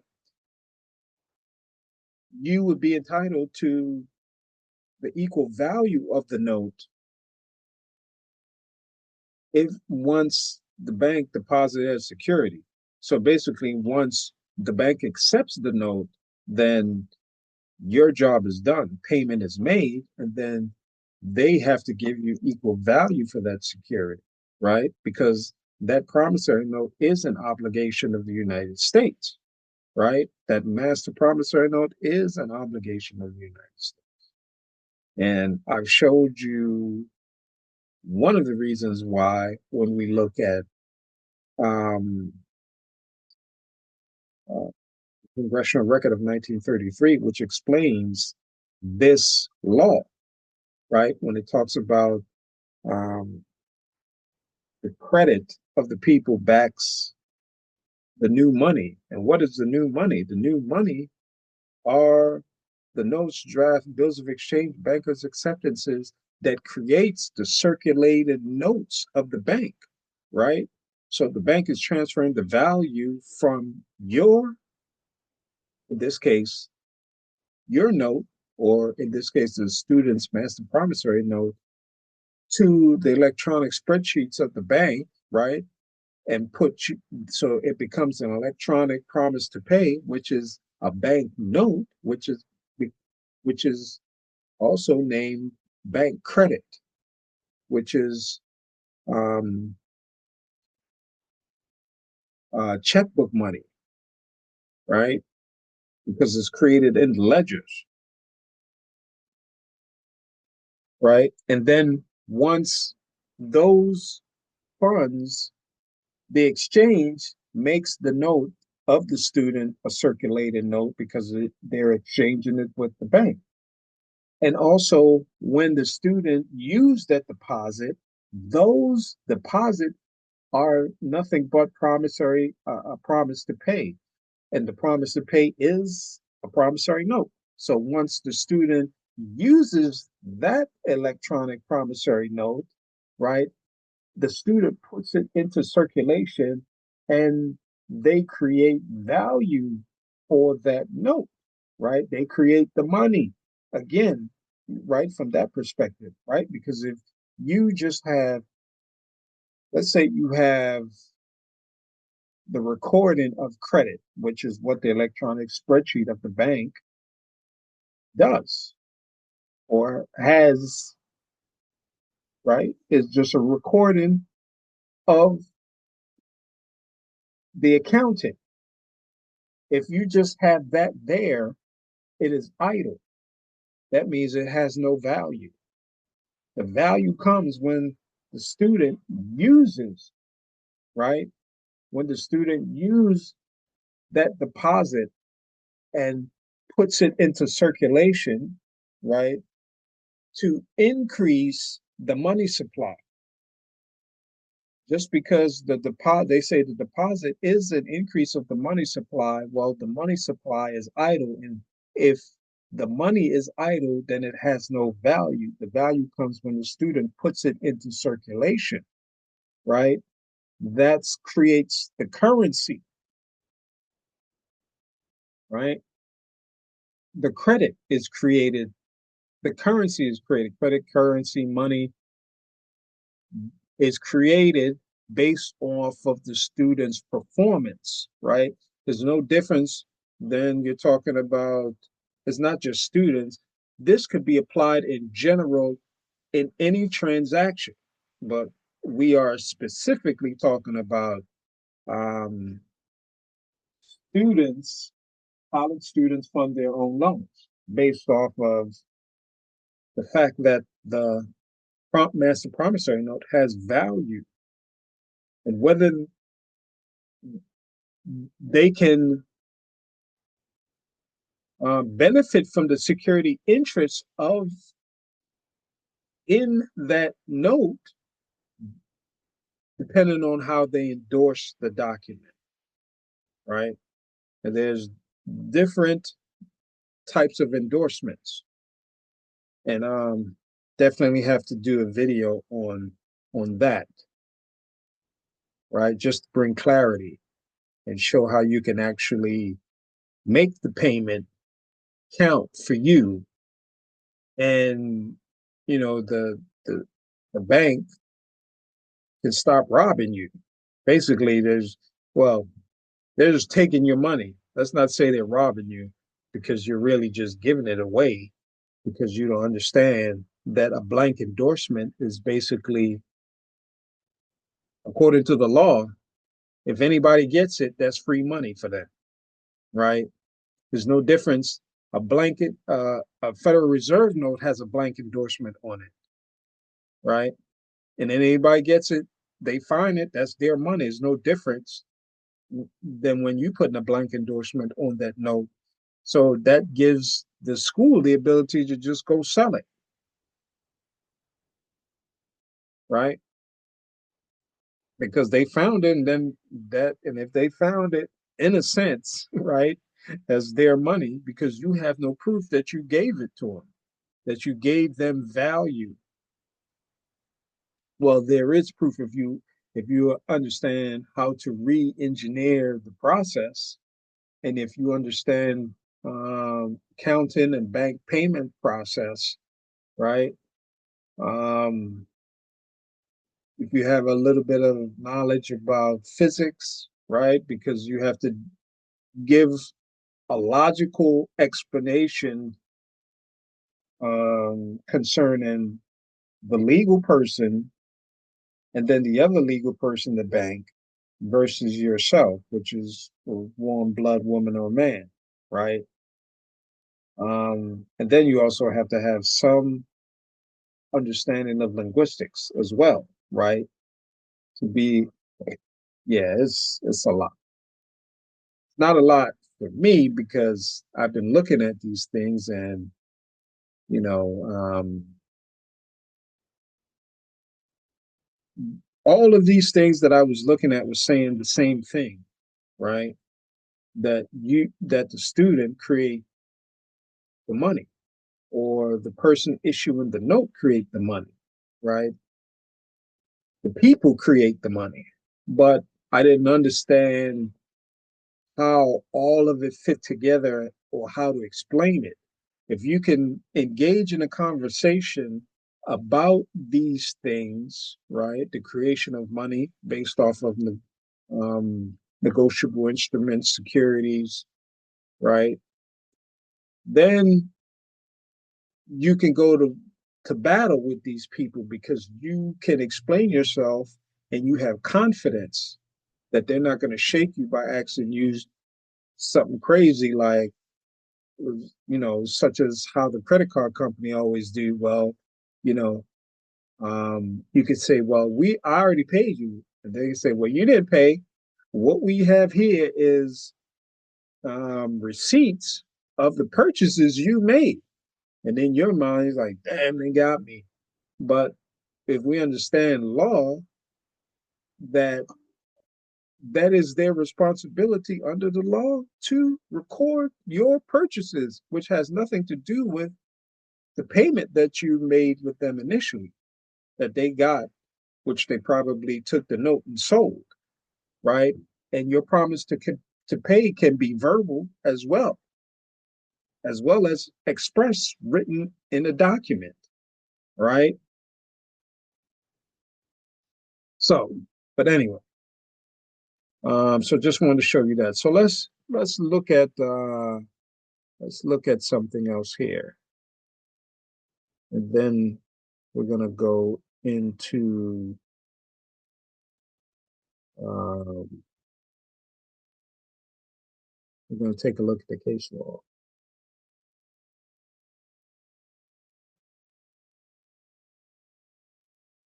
So just further evidence that your promissory note, which is a negotiable instrument, is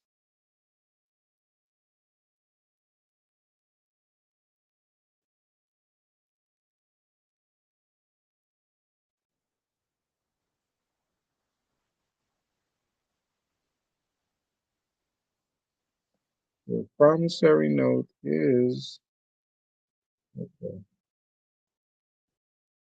Okay, so your promissory note is negotiable instrument, and that negotiable instrument or instrument has value, right? The note is defined in your state law and also federal law as a security, right? So once the bank accepted, that acceptance is them essentially taking the security interest and taking the value and increasing their um, cash under the asset side of their balance sheet, right? Um, so when that happens, once acceptance happens by the bank, they owe you a deposit through the accounting process. They are not creating any money or credit. That creation comes from you, and we can look at it from first when you created the credit in the note that they transferred the recorded or they recorded the value of the note, which they refer to as converting it into um, um, book entry securities. But did they really convert anything when we're talking about accounting, or did they just record the value of um, the right of control or ownership or the value of the security interest of the promise to pay in the electronic spreadsheet of the bank? I think that's a more plausible, reasonable, and common sense concept, right?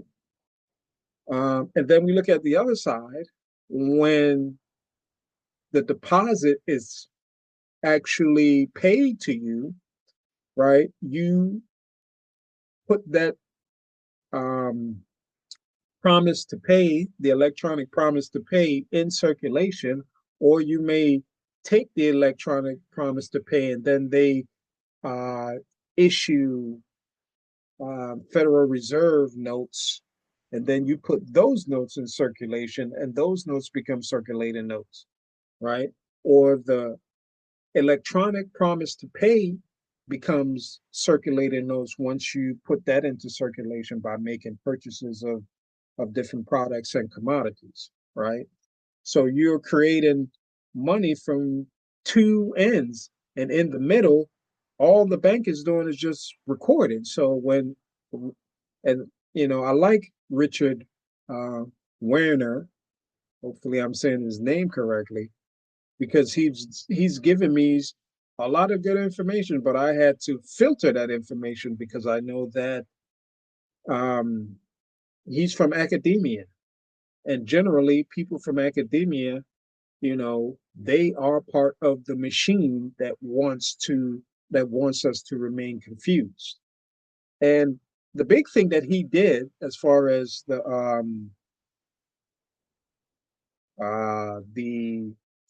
experiment, is was already done. Well, it wasn't done that way, but it was already known, right? And in the case that we're going to review, you're going to see that, right? So um, let's jump to this document. So we got all these blackout marks on here because I don't want to reveal personal information. So this is an American Express statement, right? And we're going to do some forensic analysis of credit card statement in one of these videos, right? Um, Coming soon. So what I want to show you on this statement is what you can use to make a payment, right? And this is besides the fact that you already gave them a promise to pay. So let's make a distinction there. But um, let's see here, right? It says payment. Your payment must be sent to the payment address shown on your statement and must be received by 5 p.m. local time. Address to be credited as of the day it is received. Payments we receive after 5 will be blah, blah, blah, blah. Payments must also include remittance coupon um, and your statement. Um, be made with a single check drawn on a U.S. bank and payable in U.S. dollars, or, right? Yeah.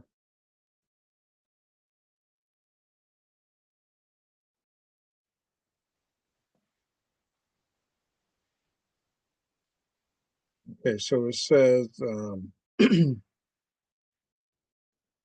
it says payment must also one include the remittance coupon for your statement from your statement, right?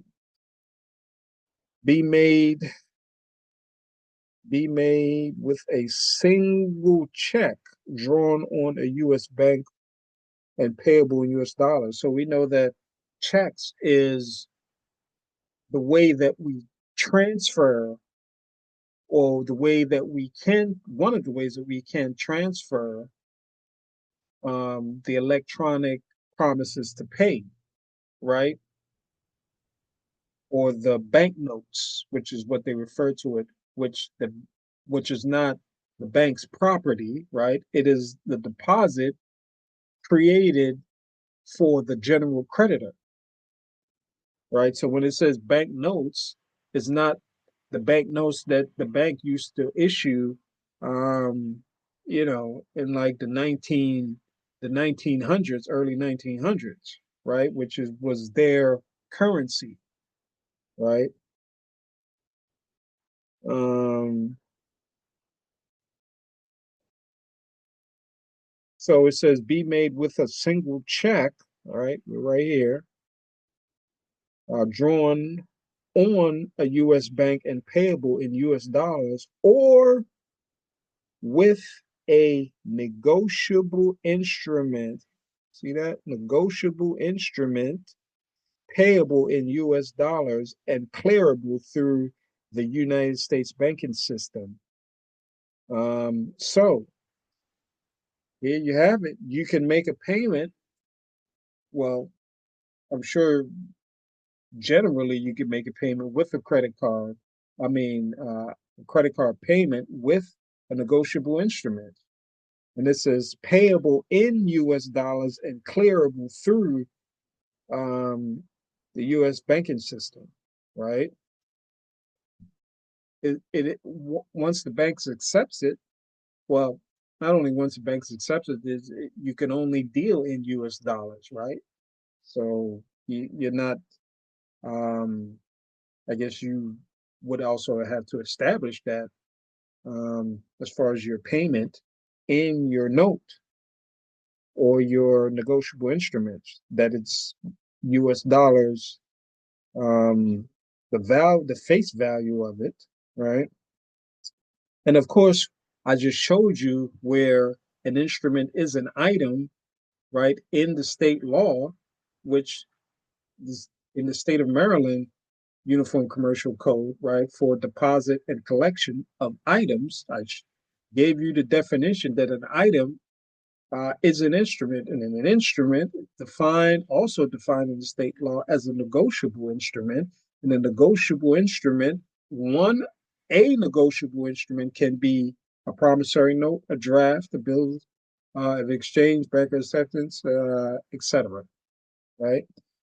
Um, so it's saying that a negotiable instrument payable in US dollars and clearable through the United States banking system. It is clearable through the United States banking system because it can be deposited as a cash item, right? And you can find a classification that a promissory note is cash in the FSB manual.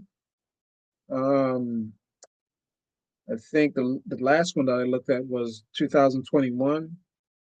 Financial Accounting Standards Board, the Federal Accountants, is it Federal Accounting Standards Board, I believe is the name of it. FASB classify a promissory note as cash. And then also the Federal Reserve circular, I can't remember which the numbers, but I've seen it in a couple of them, classify promissory notes as cash as well. And you also seen in state law that I just showed you the definition of what an item is, which is an item is what the bank collects, right?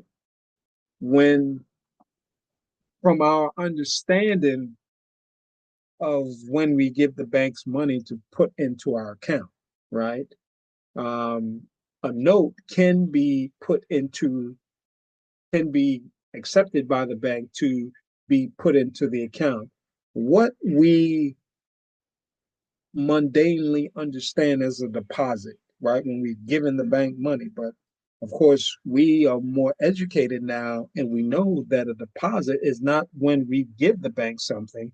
A deposit is what the bank owe us that they have to pay, right? We have a right of action against the bank for them to pay us that deposit, right? Hope I didn't confuse you, because I do have a talent for confusing people.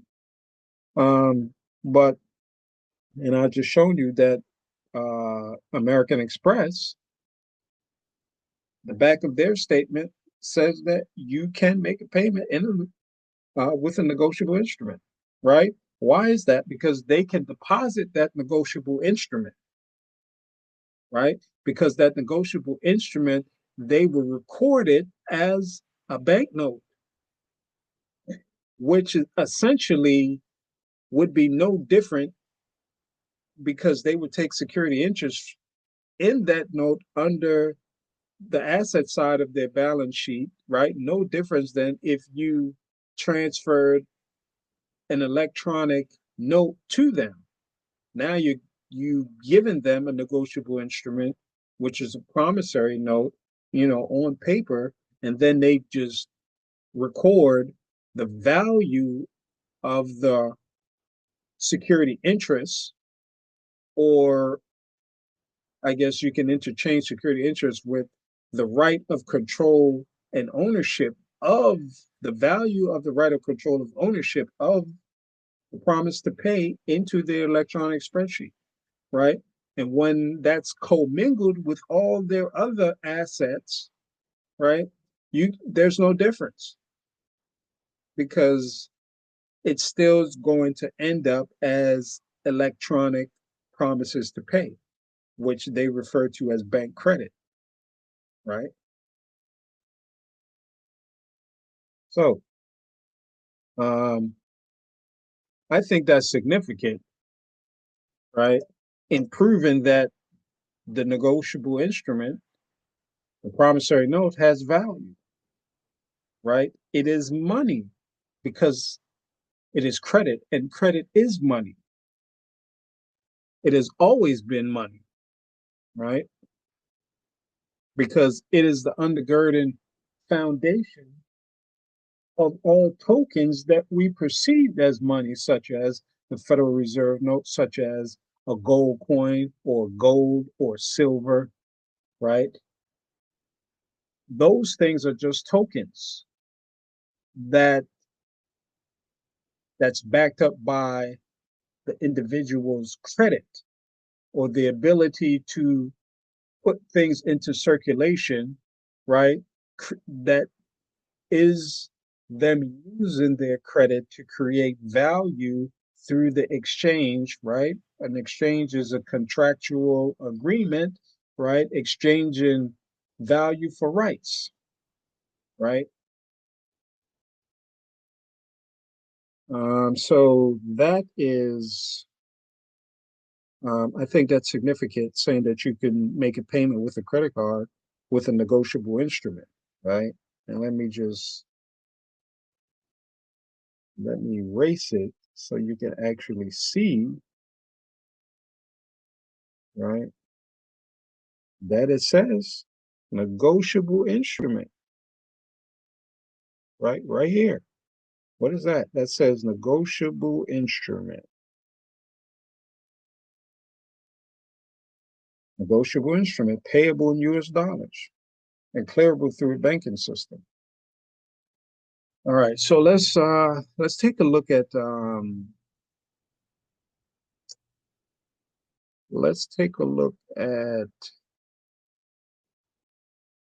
this case law that I was talking about.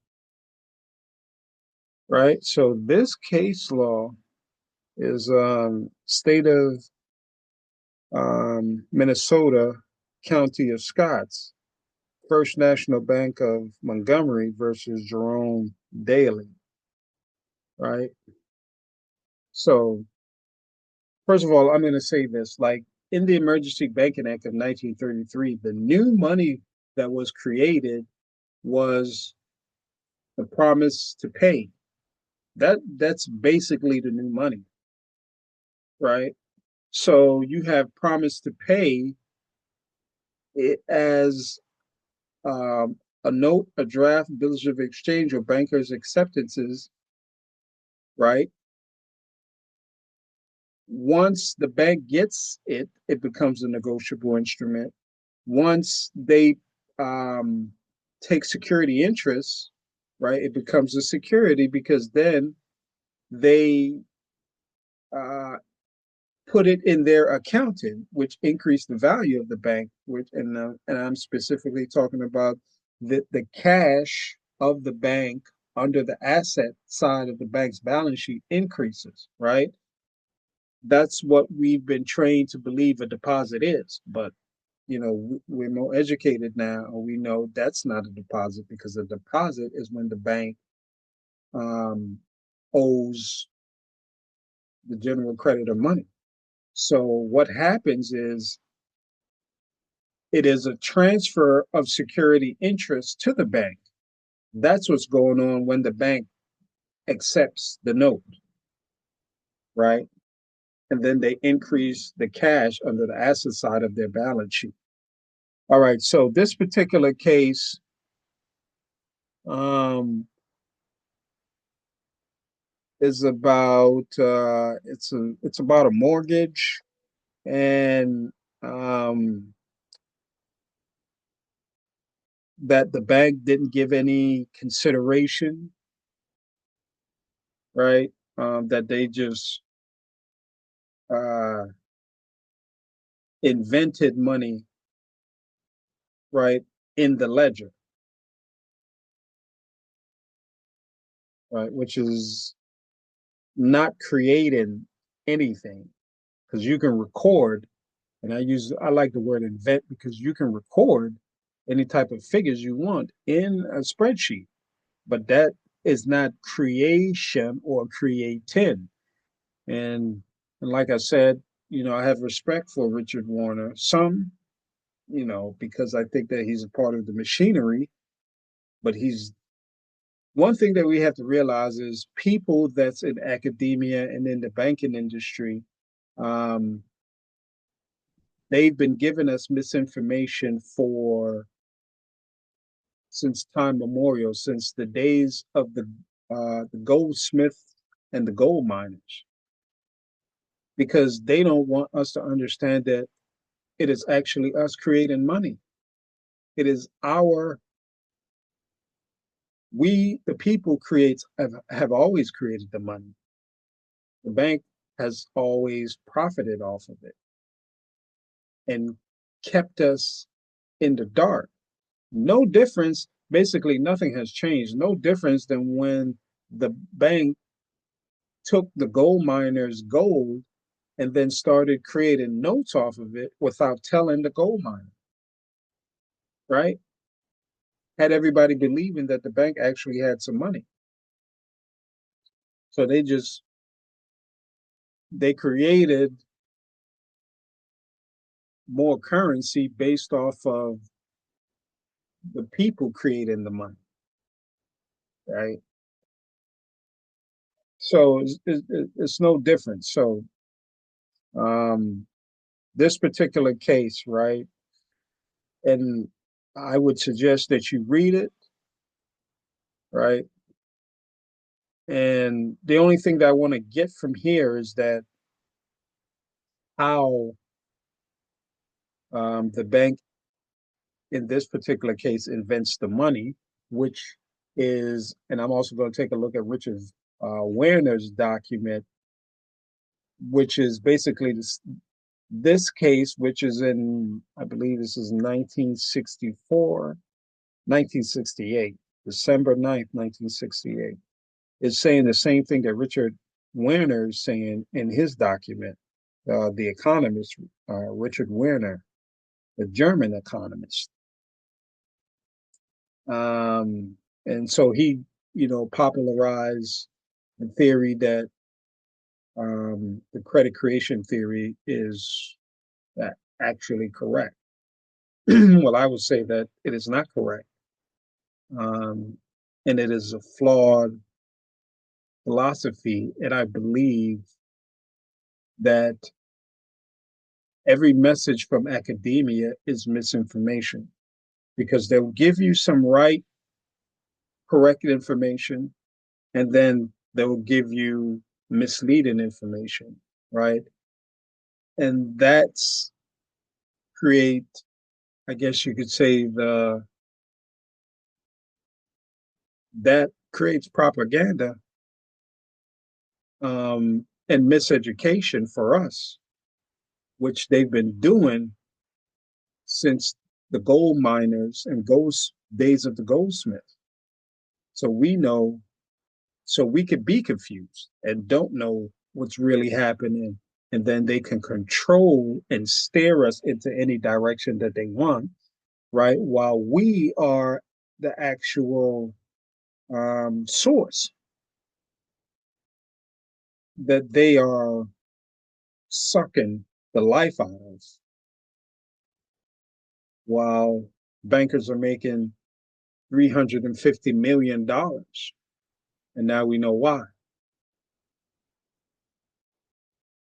So in this case, let's go ahead and just read it, and by me reading it, you'll get the explanation of what I'm trying to um, convey. Okay, so let's start here, right? Make this a little bigger.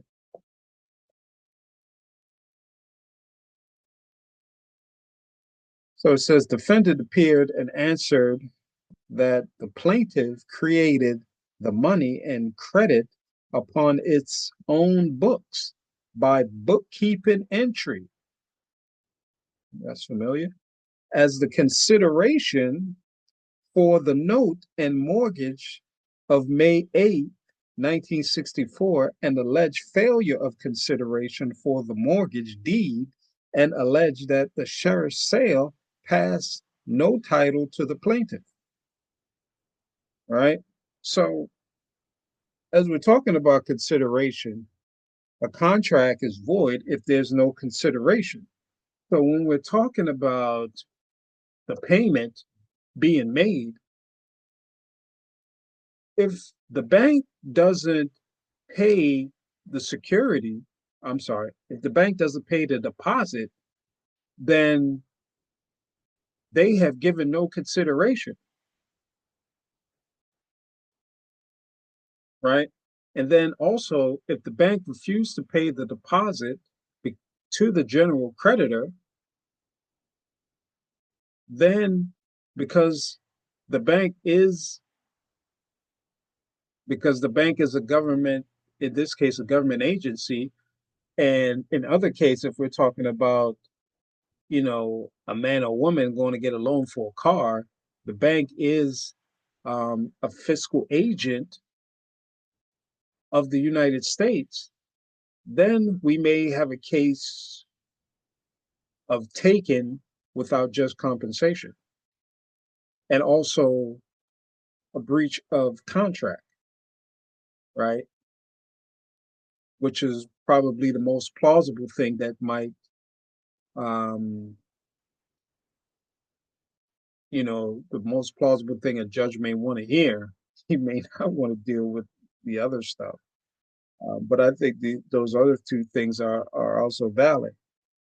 So a contract without consideration is void, right? And that way, um,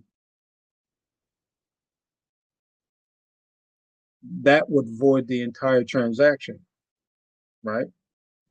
So let's go ahead and read. The defendant appeared and answered that the plaintiff created money and credit upon its own books by bookkeeping entry as the consideration for the note and the mortgage, right? These two, I think we need to understand that these two things are separate, the note and the mortgage, right? These two things are separate. The note, you already paid, then you get a mortgage, which puts you, um, which makes you owe money, basically, right? Consideration for the note and mortgage of May 8th, 1964, an alleged failure of consideration for the mortgage deed, and allege that the sheriff's sale passed no title to the plaintiff. The issues tried to the jury were whether there was a lawful consideration, or whether the defendant had waived his rights to complain about the consideration, having paid on the note for almost 3 years, right? Mr. Morgan admitted that all the money or credit which was used as consideration was created,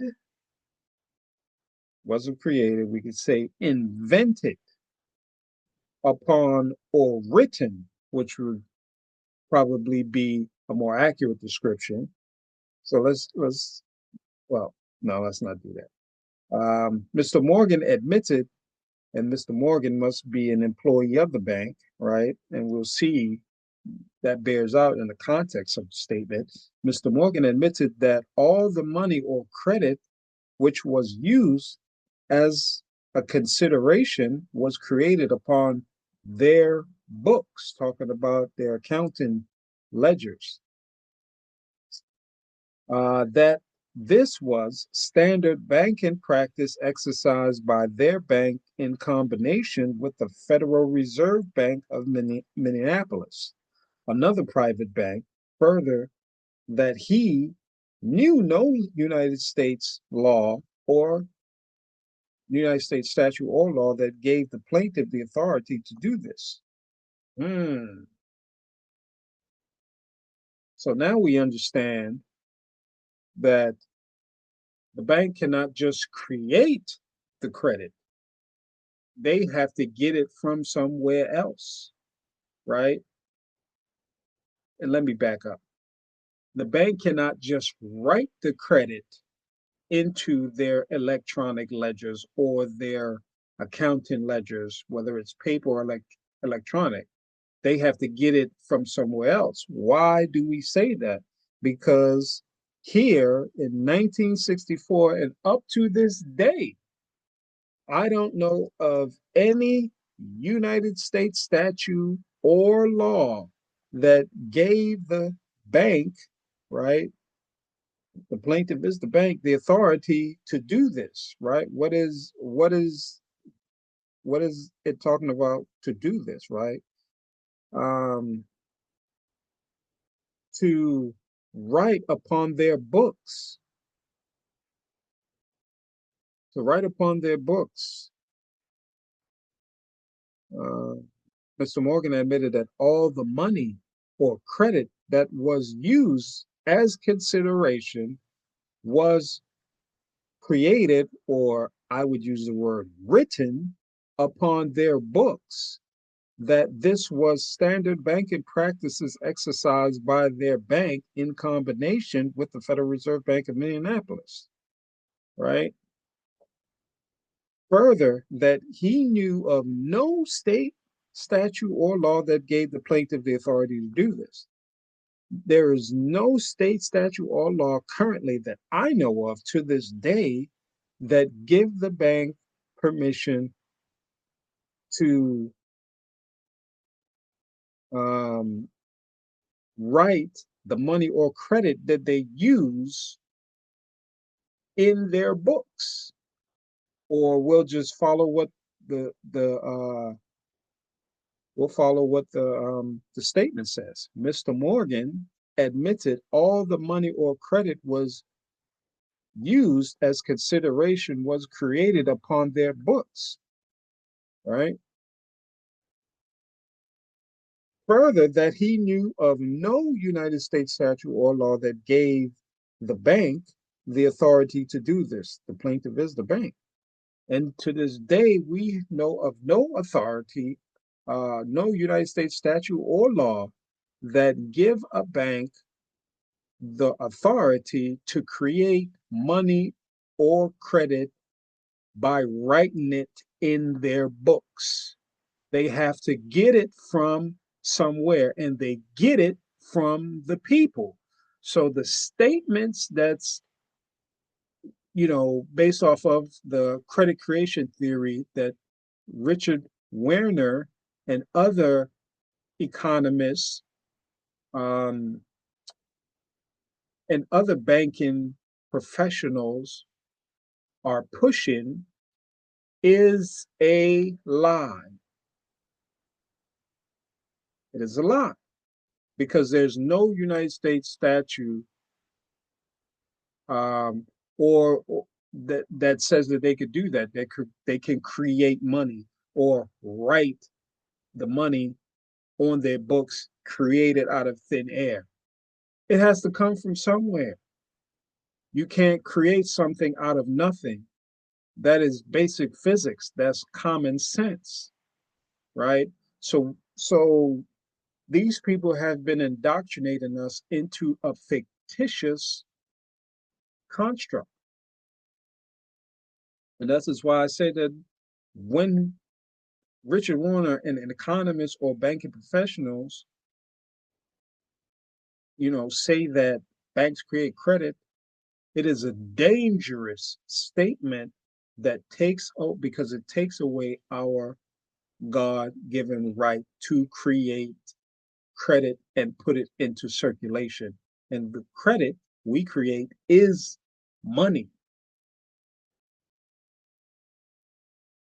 So the credit or the bank credit has to come from somewhere, right? And it comes from the people. And I've given you the two different types of, actually, I've given you more than two, right? But as far as from a banking perspective, the two types of ways at the beginning and at the end, how the people create the credit or the money. The bank, they're just accounting, recording the transactions and the calculations, right? They don't create anything. Can't. There's no law that says that you could just write these things in your book and say, well, now I got $100,000. Like, there's no law that says that. Like, we wouldn't have an economy. The economy will crash. It will be a revolution all over the world because bankers, it's like giving a kid, putting a kid in a candy store. Like, they will eat themselves sick. Like, it, it would be bad. They they would hurt themselves and us, right? They wouldn't be able to control themselves if you could just write $1 million in your ledger and then just miraculously loan that out or give that out and then have people pay you interest on it. Oh man, that'd be amazing. That would be that would be would that be slavery or would it be voluntary servitude that you're using your labor for nothing, right? Or you're using your labor and you're getting nothing in exchange because what they're doing has no consideration because it has no value, in the sense that they're just writing it in the books. It is fraud, right? So I think that there's a distinction with from what is just described from what is described in Public Law 73-1 and how the bank process is supposed to work, right? Now, the central bank, when we have catastrophes, now it may be something different. Maybe they have a special law, but let me leave that alone. Let me leave that alone. But yeah, um, so here, it's talking about the bank just writing, putting in figures in their books. So now let's take a look at what Richard Werner says, right?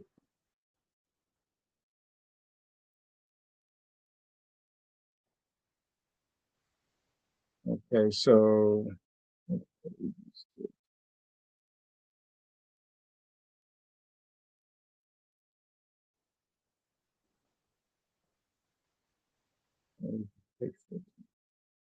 so just want to show you the title of this. This is called Can Banks Individually Create Money Out of Nothing? The Theories and Empirical Evidence by Richard A. Werner, right? He's a German economist, world famous Richard Werner.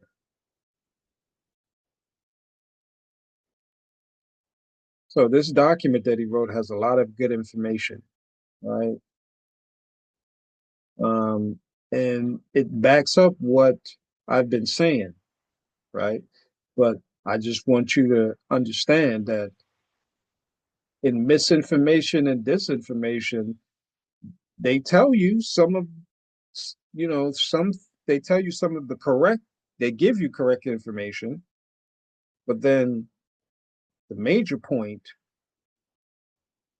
you know, is also harmful, in which the major point is saying that banks create credit. So we're saying that banks create credit. That means that when we're moving into this digital money age, which is it's always been around, right? Because basically, even in 1933, there's no difference. It's still imagery, right? They just transferred it from paper to now being recorded in an electronic spreadsheet, right? Still, and they call it bank credit. But now it is electronic, but even when credit cards first came out, and you can put the information or the value on electronic spreadsheets, it's no different. Fintech is just putting lipstick on a pig and calling it a different name, giving the pig a new. She had a blue dress, now you gave her a red dress, and now she got pink lipstick instead of fuchsia or whatever, instead of orange or whatever, right? It's the same thing. The actual process or the function, the banking function, don't change. You just you're regurgitating the same process, and we will talk about that, you know, in another video. And I'll explain that. Go through it. Like the fintechs is just is blockchain, which is just um, decentralized electronic ledgers, right? But the the process, the payment process, the banking functions don't or hasn't changed, will not change, right? We're not going back to gold. I don't think so. I don't think we're going back to gold money, right? Maybe gold money would be in addition to, but it's the path that we're on right now. I don't see us going back, right? Because it allows more money to be created in the system, which allows for more circulation. But the accounting system that I've come up with creates not only gives us the ability to put more money into the system, but um, increase the velocity of the spending or the ability to put things into circulation, right? And um, I'll explain that too, right, in another video. Um, but let's go ahead and take a look at what Richard Warner says about his experiment. And we're on page 14 of his document. Um, so it says, it was noted and confirmed that none, well, let's first just start at the top, right? Firstly, the researcher confirmed the only the only three bank officers involved in this test, right? And the test is his experiment is finding out what actually is the bank process, from the perspective of somebody saying that um, I want the bank to give me some money, which is not actually what happens, but and we're not going to call it a loan because we know a loan is when the bank purchased the note, which is basically what he's going to explain here, right? But he's calling it a loan, which is also uh, I guess, confusing, can be confusing. Okay, so firstly, the researcher confirmed that the only three bank officers involved in the tests and bank transaction were present throughout, uh, whereby two, the directors, only watched and neither accessed any computer terminal or transmitted any instructions whatsoever. The account manager, head of the credit department, Mr. Keel, was the only operator involved in implementing, booking, and paying out the loan. All right, implementing, booking, and paying out the loan. Um, his action were filmed.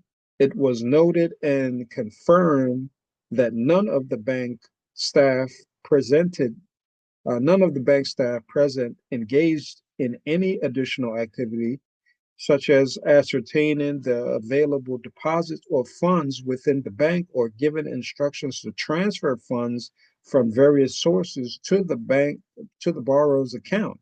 For instance, by contracting the bank internal treasury desk and contacting bank internal funding sources. The bank internal funding sources. Neither were instruct neither were instructions given to increase, draw down, or borrow reserves from the central bank, the central cooperative bank, or indeed any other bank or entity. In other words, it was apparent that upon the signing of the loan contract, which is the note, both parties, the both by both parties, right? In other words, it was apparent that upon signing of the loan contract by both parties, the funds were credited to the borrower's account immediately without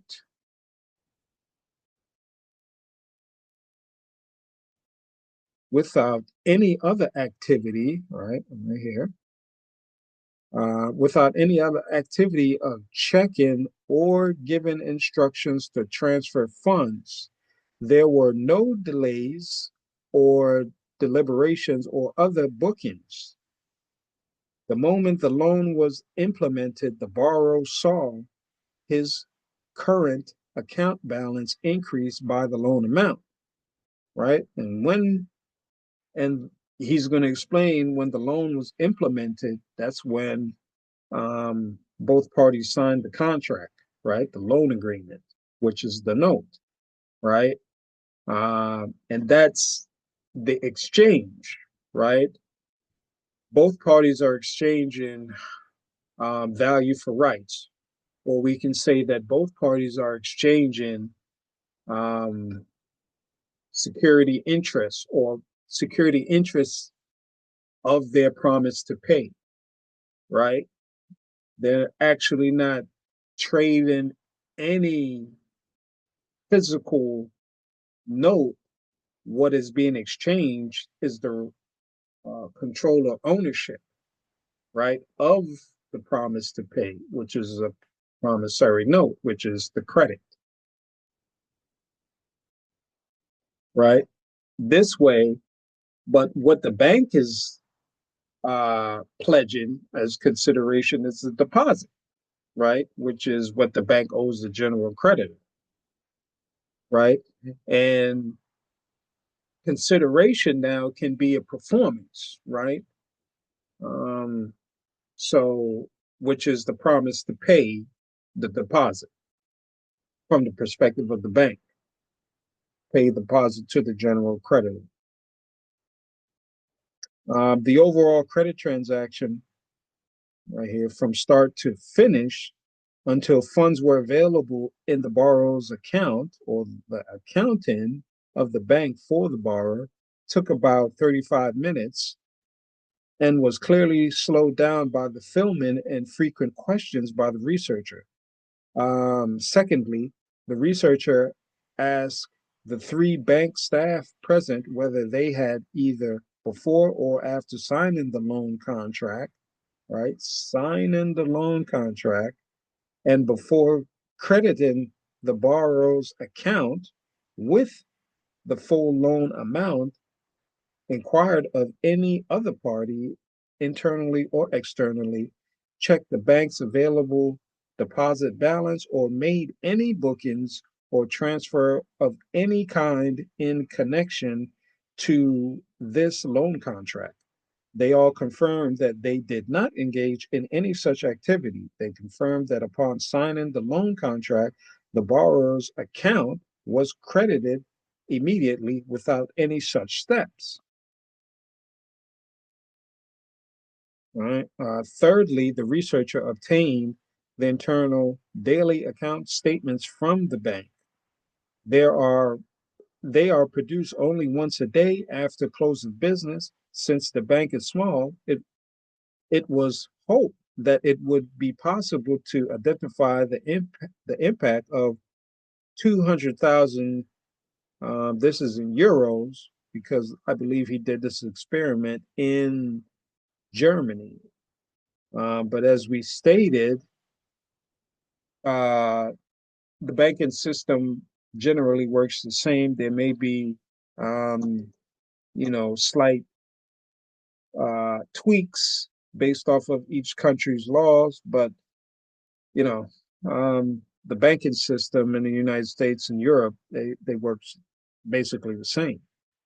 And as you can see, what he's describing is synonymous with what um,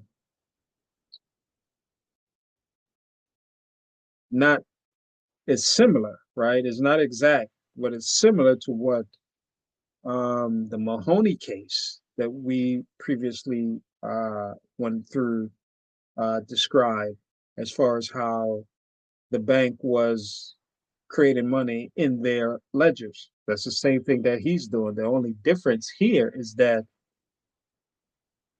I'm sorry, not creating money in ledgers, writing figures in their electronic spreadsheets, right? So the only difference here is that that figure, that 200,000, is based off on the loan contract, which is coming from the issuer, which is a man or a woman. And I believe Werner is the researcher, so I guess it's coming from him, the man, right? And distinguish the account pattern corresponding to one of the three banking hypotheses, right? I disagree. The banking hypothesis he's talking about is the fractional reserve theory, the intermediary theory, and the credit creation theory. All three of those are banking theories, and they are all flawed, right? So there's none of them are correct, and it's just more banking propaganda and academia propaganda to keep people confused. So let me see. In actual fact, a bank considers a customer deposit starkly different from non-bank financial institutions who record customer deposits of their balance sheet. Instead, we find that the bank treats customer deposit as a loan to the bank, which is true. The deposit, well, actually, no. The deposit is not a loan to the bank. The deposit is the debt the bank owes the general creditor. The loan to the bank was the initial payment that the bank receives um, when they purchase uh, the note, right? Or when they accepted the note, they got an increase um, of assets under the asset side in cash under the category of cash under the asset side of the bank balance sheet, right? That is the loan to the bank. But the deposit is what the bank owes the general creditor. So that is maybe in Germany, but not in the United States. So it says instead, we find that the bank treats customer deposit as a loan to the bank. Well, if the deposit is the loan to the bank, which is the debt, and the deposit is defined in law as the debt, then what is the debt that the bank owes the deposit? Are they just going to keep the money? But anyway, it says instead, we find that the bank treats customer deposit as a loan to the bank recorded under the rubric claims by customers, who in turn receive a record of their loan to the bank called deposits. What is known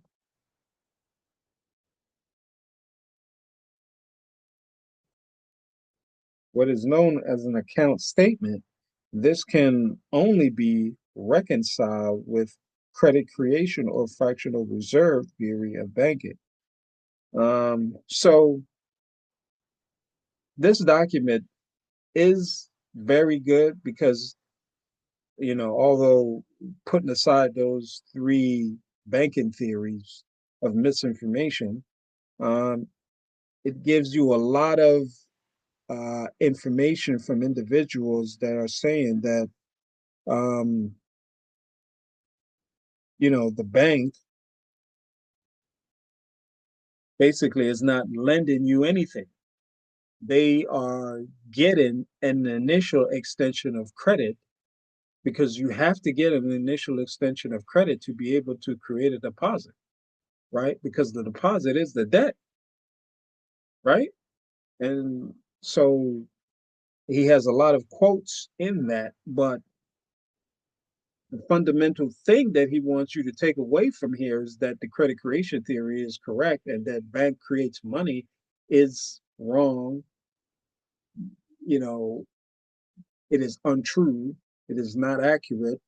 It is a lie. And it is a dangerous lie, right? Um, but you you have to be able to filter information that's coming from people in academia and information that's coming from people in the banking industry because they'll tell you some things that are correct, but then the main point they're like lawyers, right? The main point they're trying to get across is going to damage you or put you in a certain um, mind frame that leads you away from your power, keep you confused, and give them the ability to be able to um, benefit, uh, harvest you, and control, right? So, so I think we've done some good stuff in this video, and I see that I continue to prove my point that college students fund their own loan, right? And I think that I'm going to end this video, just checking to make sure we got everything. So I think I'm going to end this video. Um, and I think that this is the end of this video series, but we're going to continue with this approach under um, what I refer to as the student union show, right, on this channel, on communication performance. So again, their own loans. We've proven that. That's been our premise throughout this entire video series, and we've proven that in every video. And we've given ample information. We've given ample resource. We've given law.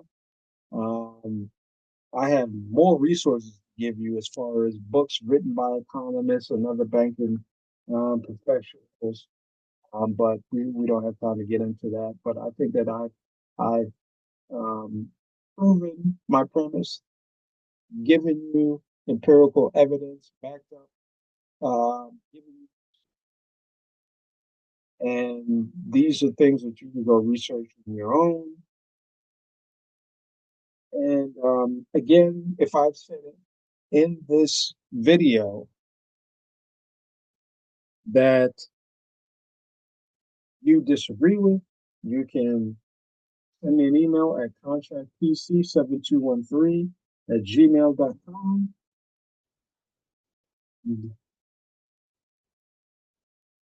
We're going to continue with this series, but this series, this college series, proving that college students fund their own loan, is going to be called Student Union. Now, right? Um, so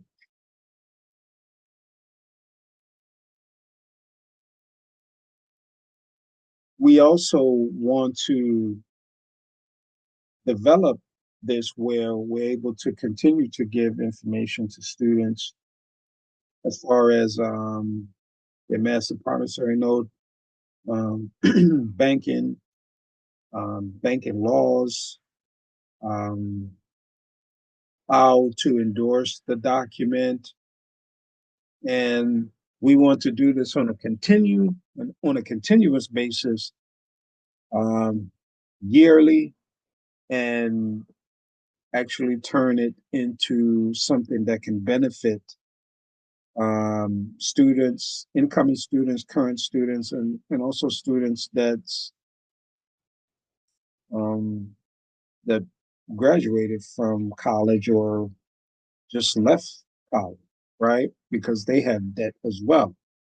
So, and we'll go through things like how to make a payment on your student loan. And as we go through these things, we're learning as well. Like I said, we don't know anything. Um, I started doing this because I was put in a situation where I had to figure out and learn about banking. And that process is still ongoing for me. So I'm continuing to learn and educate myself. And as I put out information and engage more, I continue to learn. And hopefully, once I engage you, my learning curve um, will definitely increase exponentially. And but I think that I've proven my point, proven my premise, and